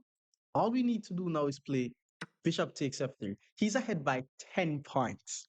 This pawn is pinned. He's not able to take. If he does not play anything, pawn takes h2 is going to be a checkmate. But if he decides to take on g3, then rook to h1 is going to be a checkmate. So he gave a check. It's just a check, though. We're not concerned about that check. Does not affect the position once we take on d8. Nice. Doesn't affect the position. Rook to h1 will still be mate if he takes with this pawn. If he doesn't do anything, our pawn take his pawn, and that's going to be a mate. Okay, he plays pawn to h3 instead. He's trying to just prolong the game just a bit longer. But once I play rook takes h3, it's a force mate. There's nothing he could do. He has no checks. The pawn is still pinned. Rook to h1 is just mate. I'm just gonna play rook to h1 next move. He moves his queen to g5, but that's just a checkmate. We're gonna be doing this against 1600 players, so stick around. Our opponent is now in the 1600 region, more Italian game. We're going to be beating the Italian game this video. Once the bishop goes to c4, we play the two knights defense. And we already discussed that knight c3 is a mistake. We discussed that we're not afraid of the fry liver attack. Castling is definitely a move, but pawn to d3 is the main move here. The guy plays knight c3. We know what to do. Once they develop their knight to c3, guarding the pawn on e4, we sacrifice the knight on e4. And once the knight takes back, we simply play pawn to d5. And just like that, we fork back the piece and we're winning the game. Well, no, we're not winning. We're not winning. position is drawn. We're not winning. Bishop to b5. This is definitely one of the aggressive ways to play because once I take the knight is going to take and apply some pressure to my knight, but we're definitely going to take on e4 in this position. And it's actually not accurate for the opponent, seeing that both of their pieces are just unprotected in this position. So there's two moves that I have. There's queen to d5, which hits both the knight and the bishop at the same time. But then there's also the move queen to g5, which is a very nice move. It hits the unprotected knight, hits the unprotected pawn. If the knight moves out the way, the bishop on b5 becomes unprotected. So he decided to take with the knight in this position. And we're definitely not going to take on g2 first, all right? Because if we take on g2, he has some discovered attacks somewhere and he's going to be safe. So let's just take the bishop here. That was the whole idea. Not to take back the knight, but to take the bishop, forcing the opponent knight to move. And once he moves the knight, we're just going to be moving our queen to either attack the knight or attack something that is unprotected. There's two things that I have in mind here. I'm thinking of playing either queen d5 or queen e5, just applying some pressure to the knight. I'm also thinking of playing queen to g5 here because it attacks the unprotected pawn. And if he plays pawn to g3, he's creating weaknesses around his king. If he castles his king, however, bishop to h3 could win material. So let's go with queen to g5. I have to be careful of the fact that his bishop is on the same line as my queen. So I have to be a bit careful. But even if he moves the pawn, I'm just going to take on g2 and I'm winning. It's crazy, but I think the best he could do here is just pawn to g3. But then if he plays pawn to g3, there's bishop g4. Hits the queen. Yo, bishop to g4. That's a tempo on the queen already. So let's say I hit the queen, he plays pawn to d3, hits back my queen. Then I'm just going to go queen to h5, hits the queen again. So let's go bishop to g4, hits the queen. Pawn to f3 or knight to e2. I would love to see any of those moves. Pawn to d3, that looks like the more testing way to play. Yeah, that's what I was expecting. But I'm not going to take his queen. I'm just going to move my queen. I'm thinking about where to put the queen, though. That's the thing. I'm thinking of just putting the queen on g6. His queen will still be under attack. I'm guarding my pawn on e4. I'm going to get my king castled, attack his unprotected knight. We spoke about this position. Knight c3 is a mistake when you play the Italian game to guard the pawn. These are the stuff that will happen. I mean, if he wants to play f3, that's on him. I'm just going to take. But queen to d2 is what I'm expecting. And then I'm just going to castle my king, hit the unprotected knight. He did play queen to d2. Let's castle the king, getting the king out the center of the board. I want you guys to notice how I'm basically developing my pieces, but I'm gaining tempo at the same time.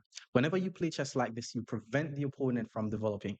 So now he has to waste one more move to ensure that he does not lose the knight. And his bishop is still on the back rank. His king is still not yet castled. My plan from here is to take the pawn to open the center, swing my rook over, and I'm fine. Now that he plays knight to, it's over now. Okay, I want to take here, but I think he's just going to castle. I'm still winning, but I want to play bishop to f3. That's what I want to play. Oh, but he's still able to castle. What am I doing? The good thing is, if he castles the king, his light squares are just so weak. And then my plan is going to be to get my queen on h3. And that could actually win the game if he's not careful. But if he moves the rook, then I take with the plan of getting my rook on the e file. I think this is just winning in all situations. If he castles, we're going to, okay, he did castle, but queen to f5 followed by queen to h3 would be good. He moves the queen. Now we simply need to take this pawn because what I want to do is open the position so that way my rooks join the attack. Now taking back is bad. He did take back. So, okay, that's a free pawn. But what happens if I check here? The king has to go here. This is just losing. Rook check. The king has to go here. I could check here. I think the move is to check. So let's start the move. Rook to e8 check. That's the best move for sure, for sure. He now has to move the queen. I'm thinking of queen to e6 after he moves the queen because that way I'm going to be threatening queen to h3, which will lead to a mate. And I honestly do not see how he can prevent my queen from getting to the h3 square. Queen to e6, he could push the pawn. So let's go queen to g4. Queen to g4, like what on earth is he going to play to prevent queen to h3? Let's go queen to g4. It's now just GG's. I mean, I could have also put something on the e2 square, but I think the best he could do is actually sack his queen. So that way, once I check here, the king is able to move. Queen to f4 does not work, bro. My rook covers this entire file. Once I check here, you have to block with the rook. You're not able to move with your king, and then taking the rook is going to be a checkmate. He blocks with the rook, but that's just a checkmate. We're going to be beating up the Italian game at the 1700 level. So stick around. Our opponent is now in the 1700 region, still beating the Italian game with the two knights defense. Oh, another knight c3 mistake. It's crazy how persons even at 1700 makes this mistakes. Like after watching this video, you should not be someone who doesn't punish this mistake. Let's sacrifice the knight on e4. He took with the knight. Now we just need to play pawn to d5, hit the knight, hit the bishop. And bishop to b5 is what I've faced with the 1600 level player, but that's just a mistake. So bishop back to d3 is the best. Bishop takes is also not good. Let's just take on d5 here, hitting the knight. Pawn to d3 guards the knight. And from here, we just need to follow normal development. Let's just go bishop to e7. We're going to castle our king. We're going to play bishop to g4 or bishop to f5 or bishop to e6, and our development will be complete. He pulls the knight back to c3. That's fair. He's attacking my queen. My queen has to move. I'm just going to pull my queen back to d8. Actually, like, I don't want to put my queen on any weird square where I have to move it again. So from here, I'm just going to castle and develop my bishop. Castling the king here would be a slight mistake because you don't want to castle and allow the pin. And one thing you want to keep in mind is the pin is not as dangerous if you're not castled. So after bishop to e3, I'm going to castle my king. If he castles his king, then I'm going to be able to pin the knight to the queen and I'm doing fine. Okay, he plays queen to d2. That's an indication that it looks like he's probably going to be castling on the queen side, which is not a bad decision at all. There's nothing I could do to prevent him though, so let's just keep developing. All my pieces are now fully developed. If he castles his king on the queen side, then we know what we're going to be doing. We're going to be starting our attack on the queen side. If you castle on the king side, that's where we're going to be attacking as well. Okay, he plays pawn to a3. I guess he's not planning on castling. Because what was that? Now, a knight going to the g5 square could definitely be annoying. So we're going to play pawn to h6 here. There's no sacrificial ideas here, by the way. It's very important that before you play a move like pawn to h6, you're aware of any possible sacrificial ideas. The reason why I'm playing this is to prevent any knight from going here. I also want to play moves like f5, f4. He decided to castle his king on the queen side, and things will not end well for him, basically, because he basically gave me a hook. I want to play a6, b5, b4. I'm actually thinking of playing immediate b5, and then if he takes, I go rook here, hit the knight. But I'm just not seeing exactly what I get from that, and it looks like he wants to play d4 as well. So let's just play f5. f5 threatens to trap the bishop, and if he plays d4, I could still trap the bishop or play e4, hit the knight. But f5 is now my main threat. He plays d4. If I trap the bishop, he forks, take the queen, he takes back, and then he still forks. Interesting. Very interesting. Trap the bishop, he forks. Take the bishop, he takes back. Bishop to g4, he takes. Okay, let's play e4. Let's play e4, hit the knight instead. I mean, he still is able to play d5, which is weird. If he plays d5, I may take the knight. He takes the bishop. Take on g2, hit the rook. Hmm. Okay, so he did play d5. That's a very nice move. Okay, let's take the knight. We're forced to take the knight. Let's take the knight. Let's see which one of our pieces he's going to take. If he takes the bishop, I'm going to go queen to c8, trying to regain the bishop. That's the plan from there. That's an interesting move. He didn't even take any one of them. Now I'm thinking of playing f4, hit the bishop. Because if the bishop takes, I sack the rook. And if the queen takes, I pin. Am I about to be ahead by a piece? This is what you get from trying to be fancy. F4 hits the bishop, which means if he takes one of my pieces, I take his piece and I'm ahead by a piece. If he moves his bishop here, I take. Once the queen takes, I save my bishop. this is just a free piece. And that's because his king and the queen is going to be on the same diagonal on dark squares, and my dark squared bishop is doing a very nice job on e7. It was a very nice tactic, I'm not going to lie, because I wasn't expecting this whole d5 thing to happen. He took my bishop. Now I just need to take his bishop, and I'm ahead by an entire piece. And keep in mind, queen takes is also losing even more material. Look at this. Do some math with me. First of all, we're ahead by a piece. The queen and the king is still on the same line, so that's called a pin. He's about to get pinned. Even though this was a discovered attack and the rook is attacking my queen, I could still afford to pin his queen because I'm gonna use a bishop, which is 3 points, to take his queen. He's gonna take back the bishop. He's gonna use a rook, which is 5 points, to take my queen, and I'm gonna take back the rook. So I'm about to win 2 more points. Let's hit him with bishop to g5. Pawn to f4 does not work, by the way. Keep in mind, I do have two pieces covering the f4 square. So once he push, I'm going to take. He's still pinned. Best he could do is take here. And I could either take back, take his queen first. Either way, I'm just winning. And there's no fork. That is going to be possible on e7. So do we just take? Okay, let's take the queen. No, if I take the queen, yeah, let's take the queen with check. He takes back. Now I take, and I'm just ahead by an entire rook. It is saying that I'm ahead by 3 points, and that's because he has a few pawns. Being ahead by a rook, those pawns are going to be falling left and right. Pawn to f4 is the first move that I'm seeing that doesn't lose the pawn. But we're now in the end game.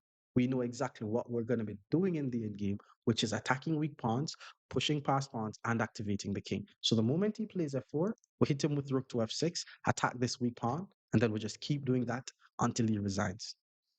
He plays pawn to e4 instead. Can't I just take this pawn? Oh, he wants his knight. He wants to put his knight on the d5 square.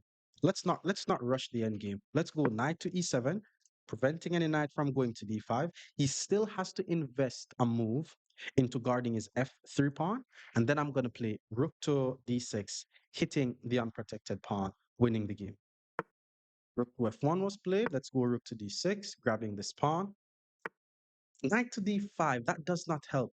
I'm actually not going to take this pawn. I'm going to take the knight because once he takes, I take this pawn. This is still a dead pawn. That pawn is not going anywhere. If he pushes the pawn, I get behind it, get my king, attack the pawn, takes the pawn. Pawn to f4.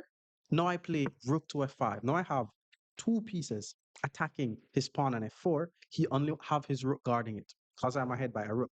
If he pushes this pawn, however, rook to e8 just wins the pawn. I mean, he's trying to play a few moves, but eventually this is just going to be over. Then he plays rook to d1. He's trying. Let's take the pawn. Like, there's just nothing here. He has no threats. He has no tricks. Pawn push. We get behind the pawn. And this is the last trick that he has. But obviously, we're not going to take the rook. We're just going to play king to f7, guarding the rook, still threatening to take the pawn on the next move. If he trades the rook, I'm completely winning. Well, my opponent resigns. We're going to be beating more Italian against 1800 rated players. Stick around. Our opponent is now 1800. We're still beating the Italian game. E5, guard our pawn, play the two knights defense. This is where it begins. That's the cart move. Against this, we just develop normally. Knight c3, definitely a playable move.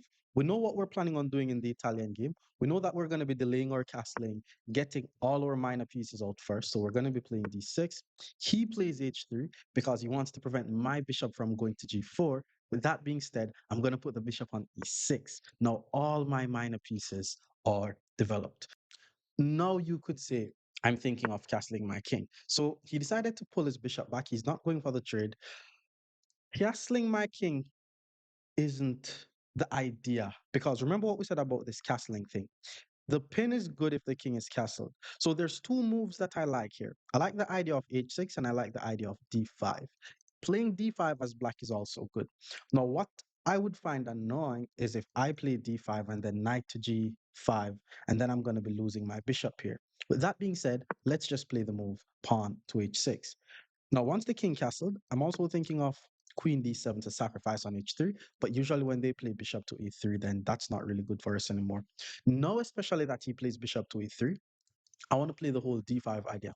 And I want you guys to keep in mind that you should not be doing pawn breaks when the king's in the center of the board. So me playing a move like takes first, after takes, then d5 is me being aware that my king is in the center of the board. I'm not going to be like you guys and then just forgot that my king is in the center and just play the remainder of the game like that. So let's play d5 because the whole idea of planning in the middle game has a lot to do with pawn breaks.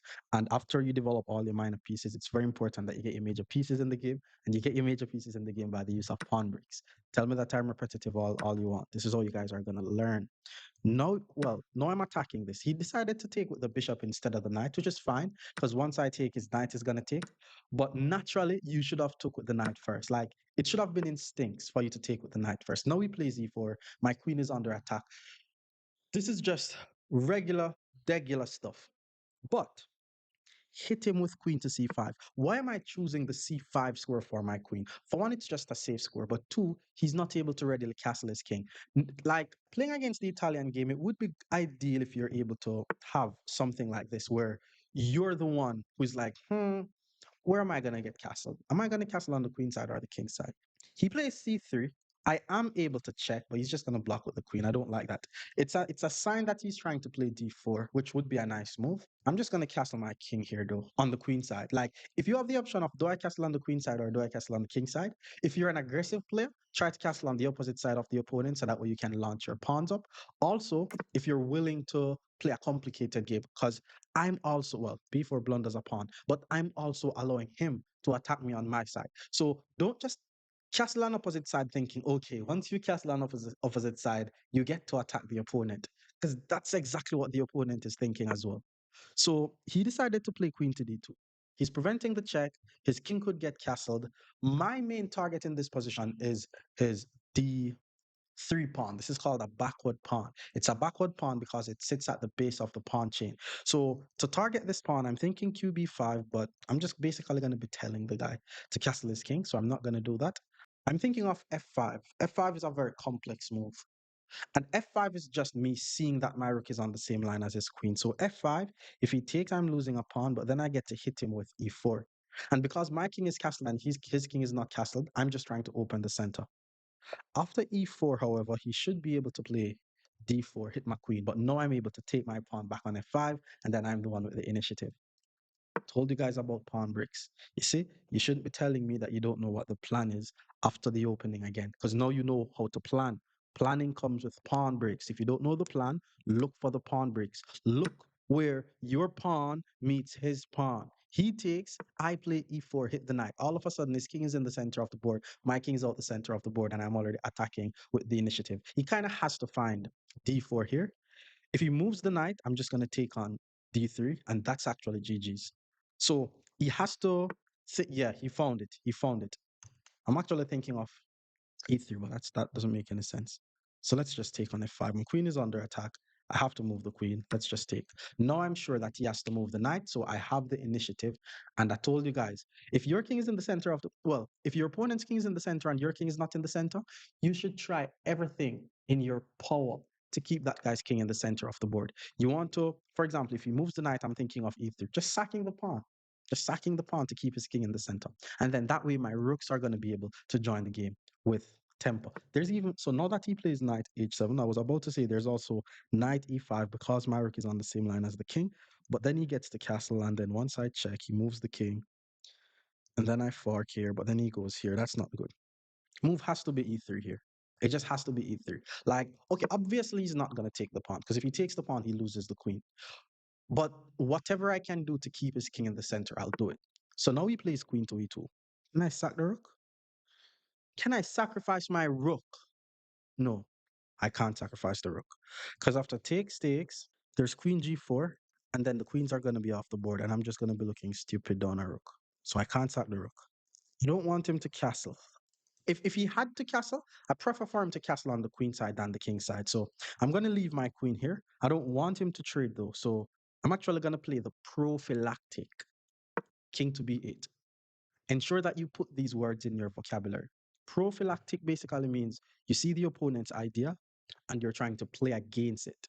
So you could still say king to b8 was an aggressive move because I'm the one who's attacking. I do not want the queens to be off the board. Yes, he's able to play something like rook to f1, but then if he plays rook to f1, it's confirmed that he's going to be castling on the queen side or he's not going to be castling at all, and that's going to be good for me. So he castled on the queen side. Mm-hmm. Mm. Hmm.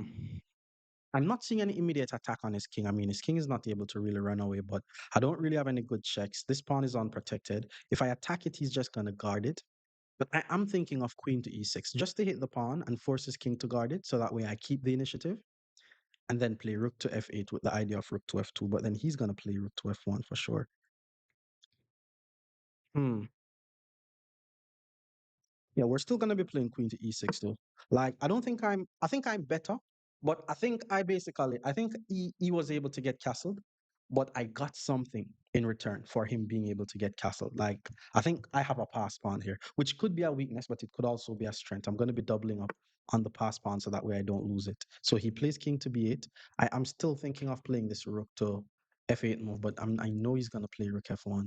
And then if I takes, there's rook takes. Oh, but now I'm able to check, but then he blocks with the queen. Okay, I'm gonna try to get more pieces in the game. Let's play knight to a5. I don't think my knight is doing much here, so I'm gonna put my knight here with the idea of putting my knight here. He is able to play b3, preventing this, but if he plays b3, for one, I'm gonna think about sacrificing. I'm not gonna do it though, but I'm gonna think about it. Two, he's pushing pawns on the side that his king is on, so I'm probably just gonna get my knight back off the edge of the board. And I could claim that I create some structural weaknesses in his position. Okay, I was actually thinking about sacrificing. Takes, check, queen over. I can't trade, but what if I go back to e6 with the idea of swinging over my rook to pin his queen? Yeah, that's definitely an idea. Takes, check, queen blocks, queen back to e6. Let's say he bring the knight in the game, then I go rook d6, rook lift with the idea of rook b6. That's a very aggressive way to play, by the way. Very, very aggressive way to play. Would say my time is running out as well. Let's take. Once the queen takes, now we're down in material, so we cannot trade the queens off the board. We can't be doing any trades now. What I'm trying to do is just get my rook to b6. So if he has to ensure that, yeah, he plays moves like this. So for example, pawn d5 is not a bad move because he's basically trying to get rid of this rook by this. But now I could say if I takes, I now have three pawns for a piece and the position is just equal, which means his position is going to be way riskier than mine. So let's just take here. So nobody's down in material. It's not what we call a complex imbalanced game. So from a material point of view, the position is equal. So we have to use other factors to evaluate the position. So now we have to think about piece activity. Whose pieces are more active? Whose king is more safe? Those are the things we have to think about now. He plays rook here, hitting my pawn. Let's just go rook e8, guarding it. And this is my evaluation. I have a dangerous pass pawn.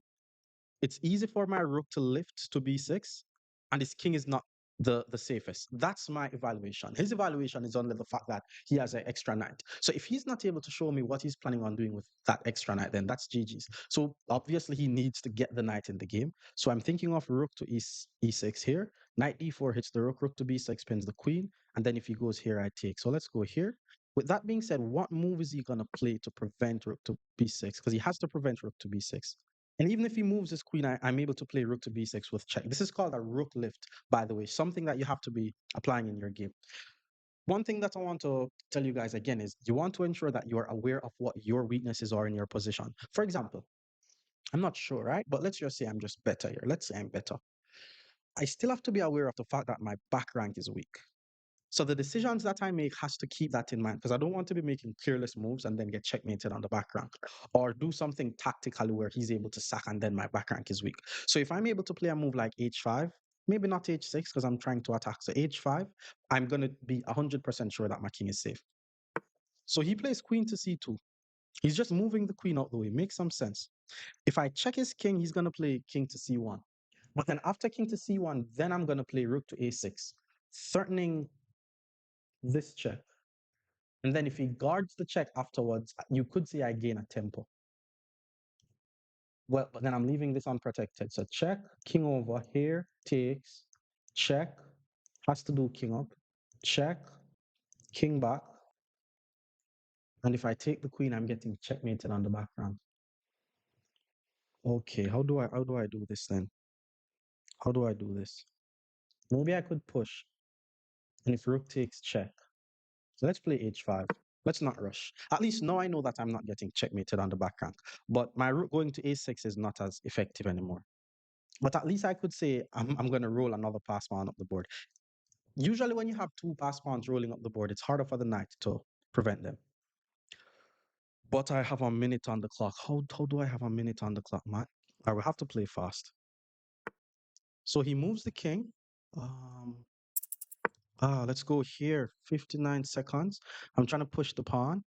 Knight to d4 is nice because it hits the rook. Okay, I have to move the rook. Okay, let's just move the rook, keeping this guarded. I'm trying to push the pawn. He's trying to trade. We can't trade.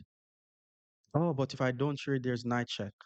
And then I move the king, he takes, and I check king overtakes. Ah, fuck. Okay, let's do it. Let's do it. Check king over. Oh, it's losing. Damn. Because he's not going to take the rook. He's going to check first. He missed it. Okay, let's go all the way back here. Okay, let's push the pass pawn. We have to just push the pass pawn. I'm not really thinking too much here. He moves the knight. Yeah, let's keep rolling the pawn. Okay, let's go here, hit the unprotected rook. He guards it. Hit the knight, maybe. Queen takes. He blundered. Whoa. I knew he would have took with the queen. It's best to take with the knight because that's just a checkmate. Whoa. Let's play 1900 players. Our opponent is now in the 1900 level. We're still going to be beating Italians. So let's put our pawn on e5. Let's guard on c6. And then after bishop c4, we are playing the two knights defense. Let's begin. He castles the king. Let's develop our bishop. Just regular development moves. Pawn to d3. Let's go pawn to d6. The plan is to either play bishop to g4, pin the knight, or bishop to e6. He plays h3 to prevent my bishop from going to g4. Now we play bishop to e6. And just after 6 moves, all our minor pieces are developed. So all we need to do from here is to get our king out the center of the board. He plays knight to c3, which means we could take on c4 and double up his pawns. I could also play queen to d7. I could also play h6. Let's let's go with queen to d7 in this position. You could say I'm threatening some sacrificial ideas on h3, and I could very well castle my king on the queen side here, especially since he already plays this h3 move. I'm actually thinking of moves like h6 followed by g5 followed by g4. So he decided to take on e6. Very, very smart. Let's take back with the pawn so that way it opens up the f file if I want to get one of my rooks on the f file. So now I could also castle on the king side because it gets my rook on the f file very, very quickly. Knight to a5 was expecting that move. Let's just pull the bishop back. If the knight takes, my pawn takes, and then my rook on the a file is now good. So that's a nice rook. Pawn to d4 is usually an idea, but you could say it's leaving his e pawn unprotected. He still played pawn to d4. So if I take on d4, the knight takes on d4, I takes on e4. Who's going to tell me that's not a free pawn? Who is going to tell me that is not a free pawn? If I takes, knight takes, rook here. After rook there, then I have to take here. If rook here, then that's a free pawn. Let's take the pawn.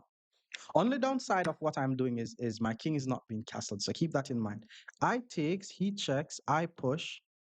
Okay, let's just take the free pawn, and then let's worry about it afterwards. So now let's start worrying. You know, usually you want to take the pawn, and then you start worrying. It's very risky, by the way. So don't be capturing pawns early and then saying that I was the one who told you to do it. So he moves his rook to e1, but I saw this. If I move my knight, he wins the pawn on e6, which is why I'm going to take on d4 first. And if he plays rook takes, I just move my knight. I'm fine. But if he plays queen takes, I pull the knight back to f6. I'm still ahead by a pawn, and I'm just going to castle the king on the next move. So rook takes was played. Pawn push is losing, by the way, because queen takes knight. So let's pull our knight. Let's pull the knight back to c6. All I need to do here is castle. Like, if he allows me to castle the king, it's a clean pawn. So he decided to check. The guy says you're not castling. And if I block with the queen, rook takes e6 is very strong because my queen won't be able to take you to the pin. So we have to play pawn to g6 to block the check. And you could say I'm pushing pawns around my king. Queen back to e2 was played. He's applying more pressure to e6. But let's just push the pawn to e5. Now everything should be safe. And I will be castling on the next move. I'm not sure if I'm going to be castling on the king side or the queen side, but we will be castling and I could enjoy my extra pawn. So sometimes you want to actually, if someone sacrifices a pawn, you should know that it goes against principles, but sometimes your calculation will tell you that it's correct because chess is not this thing where the rule says you should not develop your queen early, which means every time you develop your queen early, you're going to lose. That's not how chess works. I've won games moving the same piece 5 times in the opening stage of the game. So, in order to get good at chess, you have to know how to follow the principles, follow the rules. But in order to get even better at chess, you have to know when to break them. Bishop to h6 was played. That's a fair move. Like, he doesn't want me to get my king castle, and I understand. So he plays bishop h6 to prevent me from castling over there. But nobody said anything about the queen side. I'm going to be castling my king on the queen side. Is it risky? Slightly. Slightly. What about it is risky? This whole file is open. Now he could try to put his rook over there, his queen over there. But at the end of the day, we are ahead by a pawn. So we're just going to be defending like our life depends on it. Take all trades and win the endgame. That's the plan. Pawn to a4. We were expecting a move like pawn to a4. The attack is coming. We saw that. And let's just. I'm thinking of either d5 to hit the rook or knight d4 to hit the queen.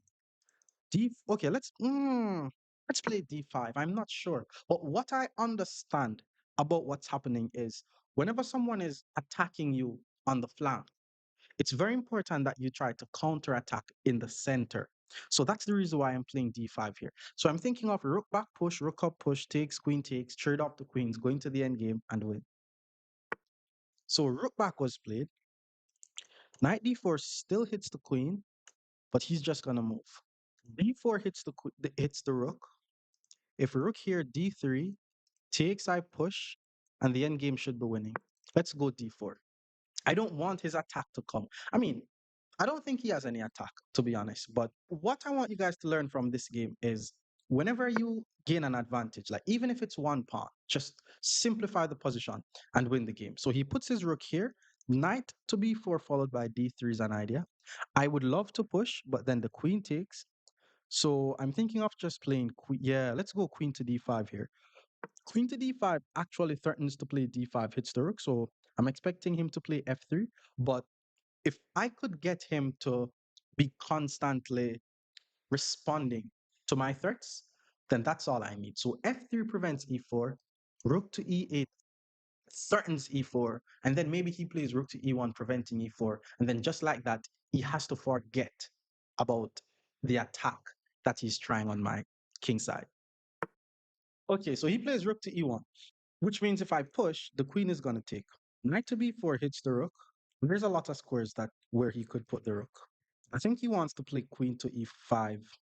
Yeah, I think that's what his plan is. But let's play rook to e8 anyways. We have to get as much pieces in the game.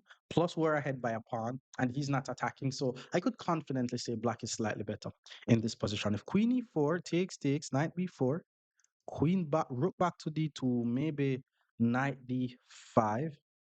I don't really like where that is heading though. If queen e4, I may just play queen c4, attacking both of the unprotected pawns at the same time. Pawn to f3, however, is also a move because it just outright prevents e4. Yeah, he did play f3. Yeah, I think I want to set up a little trap. Push takes, hit the rook, check. Like if my queen was on c5, I could try to push this. If queen c4, he has b3, so that doesn't work. If knight b4, he moves the rook. Okay, let's play queen to c5. Queen to c5 comes with a threat. I'm putting my queen on the same line as the opponent's king. If you're able to put your queen on the same line as the opponent's king, then you could get stuff from that. For example, I'm trying to push. If the pawn takes, my knight gets the e4 square, chasing away his rook. And once the rook moves, I push, hit the queen. Not sure how accurate that plan is though, because there's also queen to f2. But queen to c5 also comes with the threat of knight to b4. Hits the rook and apply pressure to c2 as well. And I could also play d3 with the same idea. Okay, so he saw that, moves the king out the way. You notice how he moves this king off the same line as my queen? No, I'm trying to go here. Hits the rook, hits the pawn. If I go here, his rook moves to d2, guarding the pawn. If I push, pawn takes. Okay, I think I need to reroute my knight anyways. Let's go knight b4, hit the rook. And then once the rook move, knight d5. Because the knight is not as active on c6 as it needs to be. At least on d5, we could say it's pointing towards these crucial e3 and f4 squares. Oh, but then he pulled his rook all the way back, bro. That's a pawn. That's a pawn. Because I have two pieces on the pawn. He only has one. Queen takes, knight takes, hits the pawn. And once the rook moves, I could either push or I could either pull my knight back. It's very risky, but queen takes c2 is also a pawn. Now we're ahead by two pawns in this position. Very, very crazy scenario. And I'm also attacking his a pawn. So if he does something weird, I mean, well, my opponent resigns. We're going to be beating more Italian game against someone at a 2000 level. Stick around. Our opponent is now 2000 playing the Italian game. Let's go knight c6, bishop c4. We play the two knights defense. And then the opponent decides to castle. Now, we're not going to be getting greedy, capturing this pawn. I'm just going to continue with my development. Let's go bishop to c5 here. The plan is to play pawn to d6 and bishop to e6. Usually in these types of positions, white players try to play c3 followed by d4. But if c3, we're going to actually play queen to e7 because we don't want to take on d4. So this is what I was talking about. If we, let's say we castle here and they play d4 takes, we're going to be forced to start moving our knights around. So we're going to play queen to e7 first. So that way, if the pawn gets to d4, we don't take on d4. We pull the bishop back to b6. Because if we take stakes, the knight is able to be developed. And we're actually not worried about a move like pawn to d5 here. Bishop to g5 is definitely a move. It's applying some pressure here because my knight is pinned. But as soon as the bishop goes to g5, we should be able to immediately kick that bishop away with h6. And if he wants to give up a bishop for a knight, that's on him. Maybe he's going to pull back, but because my king is not yet castled, I'm definitely going to be considering g5. Okay, he took an f6. It's giving up a bishop for a knight. By the way, we have a lot of pressure on his d4 pawn. So I'm assuming he's going to release the tension, taking on e5, which is just perfectly fine for us because then we would have a good position. Keep in mind, the moment he moves his d pawn, my dark squared bishop is going to be like the best piece. Whenever you have a bishop here, this is called a bishop here, by the way, two bishops versus a bishop and a knight, or two bishop versus two knights. Once you have two bishops and the opponent doesn't have two bishops, the bishop that you have that the opponent does not have, that's where you should focus your attack. So, for example, I'm going to be trying to focus my attack on the dark squares. I'm hitting d4 one, two, three, four times. He's guarding d4 one, two, three times, but my king is still in the center of the board, so I'm trying not to get greedy. Knight a3, I'm thinking of playing pawn to d6 just to apply some pressure to g4. I'm thinking he wants to go bishop to b5 to pin my knight. At that point, I castle. Knight c4 hits the bishop. Bishop b4 applies pressure to the knight. Or knight c4 hits the bishop. I takes first. It's weird. It's actually a very weird position.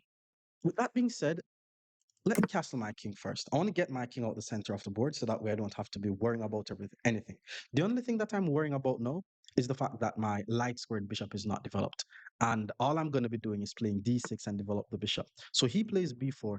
Another interesting move. I think he's trying to play b5, forcing my knight to move. And then once my knight moves, he takes on e5. But what? Okay, if I takes, pawn push is very strong. So do we play a6, preventing b5? This guy's playing very aggressive, I'm not going to lie. But I think my position is solid enough. Let's play a6. Now the bishop is not going here. He could still play pawn push, but then I'm just going to take, my rook gets a nice open file. But then he's going to have a knight on b5, which is very, very strong. So Weird position. So he did play b5. Let's take. The rook gets the file, but he has a very nice knight. He's also guarding d4. Now we're going to play the move pawn to d6. The good thing is my dark squared bishop is playing a very nice role guarding my weak c7 pawn. He plays h3, which means we're not going to be able to pin here. It's 1, 2, 3, 4 attackers, 1, 2, 3, 4 defenders. So we're not necessarily gaining anything there just yet. Okay, let me get my rook on e8. We'll have to develop because maybe once I take and he takes back, I'm able to win the e4 pawn. With that being said, he's probably going to play rook to e1. And then all my pieces are actually active here. Like my bishop is also active. He plays pawn to a4. I think he's allowing me to do this. Why? Hmm. Looks like a pawn to me. Okay, let's say we take on d4. If we take on d4, assuming he takes back with the pawn, rook takes e4 and that's a pawn. Even if he moves the pawn to d5, I'm going to take his rook. What if he takes with one of his knights? Then that's still a pawn. Let's not use too much time. Looks like a pawn. I don't really have any bad pieces. Even though my bishop is not developed, my bishop is active because my rook is on this open file. So he took with the pawn. Why is that not just a free pawn? Bishop d5, however, I go here. And then that's a lot of threat on his knight. I can sack on h3. Let's just grab the pawn. Okay, we're going to learn something today because I'm taking that pawn. I'm not seeing what he's seeing. So what's the lesson? Now I have 1, 2, 3, 4 pieces attacking d4. He has 1, 2, 3 pieces guarding d4. So he has to be careful not to lose another pawn. And if he push this, I take the bishop. Bishop to d3 or bishop to d5, it's the same thing. We put the rook on f4. And if rook to e1 threatening mate, that's when I sack on h3, preventing the mate. And if he takes on g3, I take his knight. Rook to f4 has to be the move here. I still have to be careful. I mean, there's pawn to d5 hits the knight. At that point, I should be able to hit the bishop. Let's go rook to f4. My back rank is weak. You notice I'm being aware of the fact that my back rank is weak. So even if you have a very strong position, you have to be able to tell what are the weaknesses in your position. That's how you're going to be able to make the decisions. So he did play rook to e1. He's threatening this, but because of this battery that we have on the knight, bishop takes h3 is a very nice. This is the this is the definition of offense is the best defense. Take on h3, defending my back rank. If this pawn on g2 is overworked, because it has to guard h3 and f3 at the same time. So if he takes my bishop, I take on f3, and I'm also attacking the f2 pawn twice. I'm applying some pressure to his d4 pawn. My rook here is on an open file. I'm chilling. I think this is good. Not GG's, but I think it's good. I'm ahead by 2 pawns. Okay, that's a nice move. Pawn to a4. I wasn't expecting that move in no way. Okay, he's attacking my bishop. Do we have to move the bishop? Because if we take the knight, queen takes, okay, that doesn't make any sense. Takes, takes, yeah. If I go here, takes, also doesn't make any sense. It's very important that I do not move this rook because I'm going to be getting checkmated. So I'm thinking, do I play bishop takes, hit the rook? And if rook takes, I play knight takes. Oh, so takes, hit the rook, takes, knight c7. Hit my rook, threaten this fork. Hmm. At that point, yo, this is weird. Okay, I don't think I'm gonna play that because that's kind of weird. Takes, takes, takes, takes. And then once I move the rook, he goes here. All right, I'm just gonna take on d4. Taking on d4, knight takes d4, or knight takes d4. If he takes the bishop, check.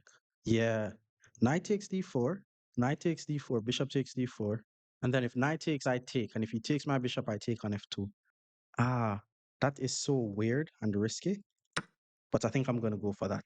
I'm just not sure if I needed to take there. But he hit me with a5. I'm not gonna lie. That's a nice move. So he took. Let's take here. The whole idea is this bishop being left hanging. Wait, what if he plays knight takes? Can I threaten a checkmate first? Like go here? He still took on c7. Yo, he still took on c7. Another move that I didn't see. Okay, I'm looking on knight f3 check. Knight f3 check. If pawn f3, queen g5 is mate. Knight f3 check. If king h1, sack the bishop. Takes, check. King back check. King up.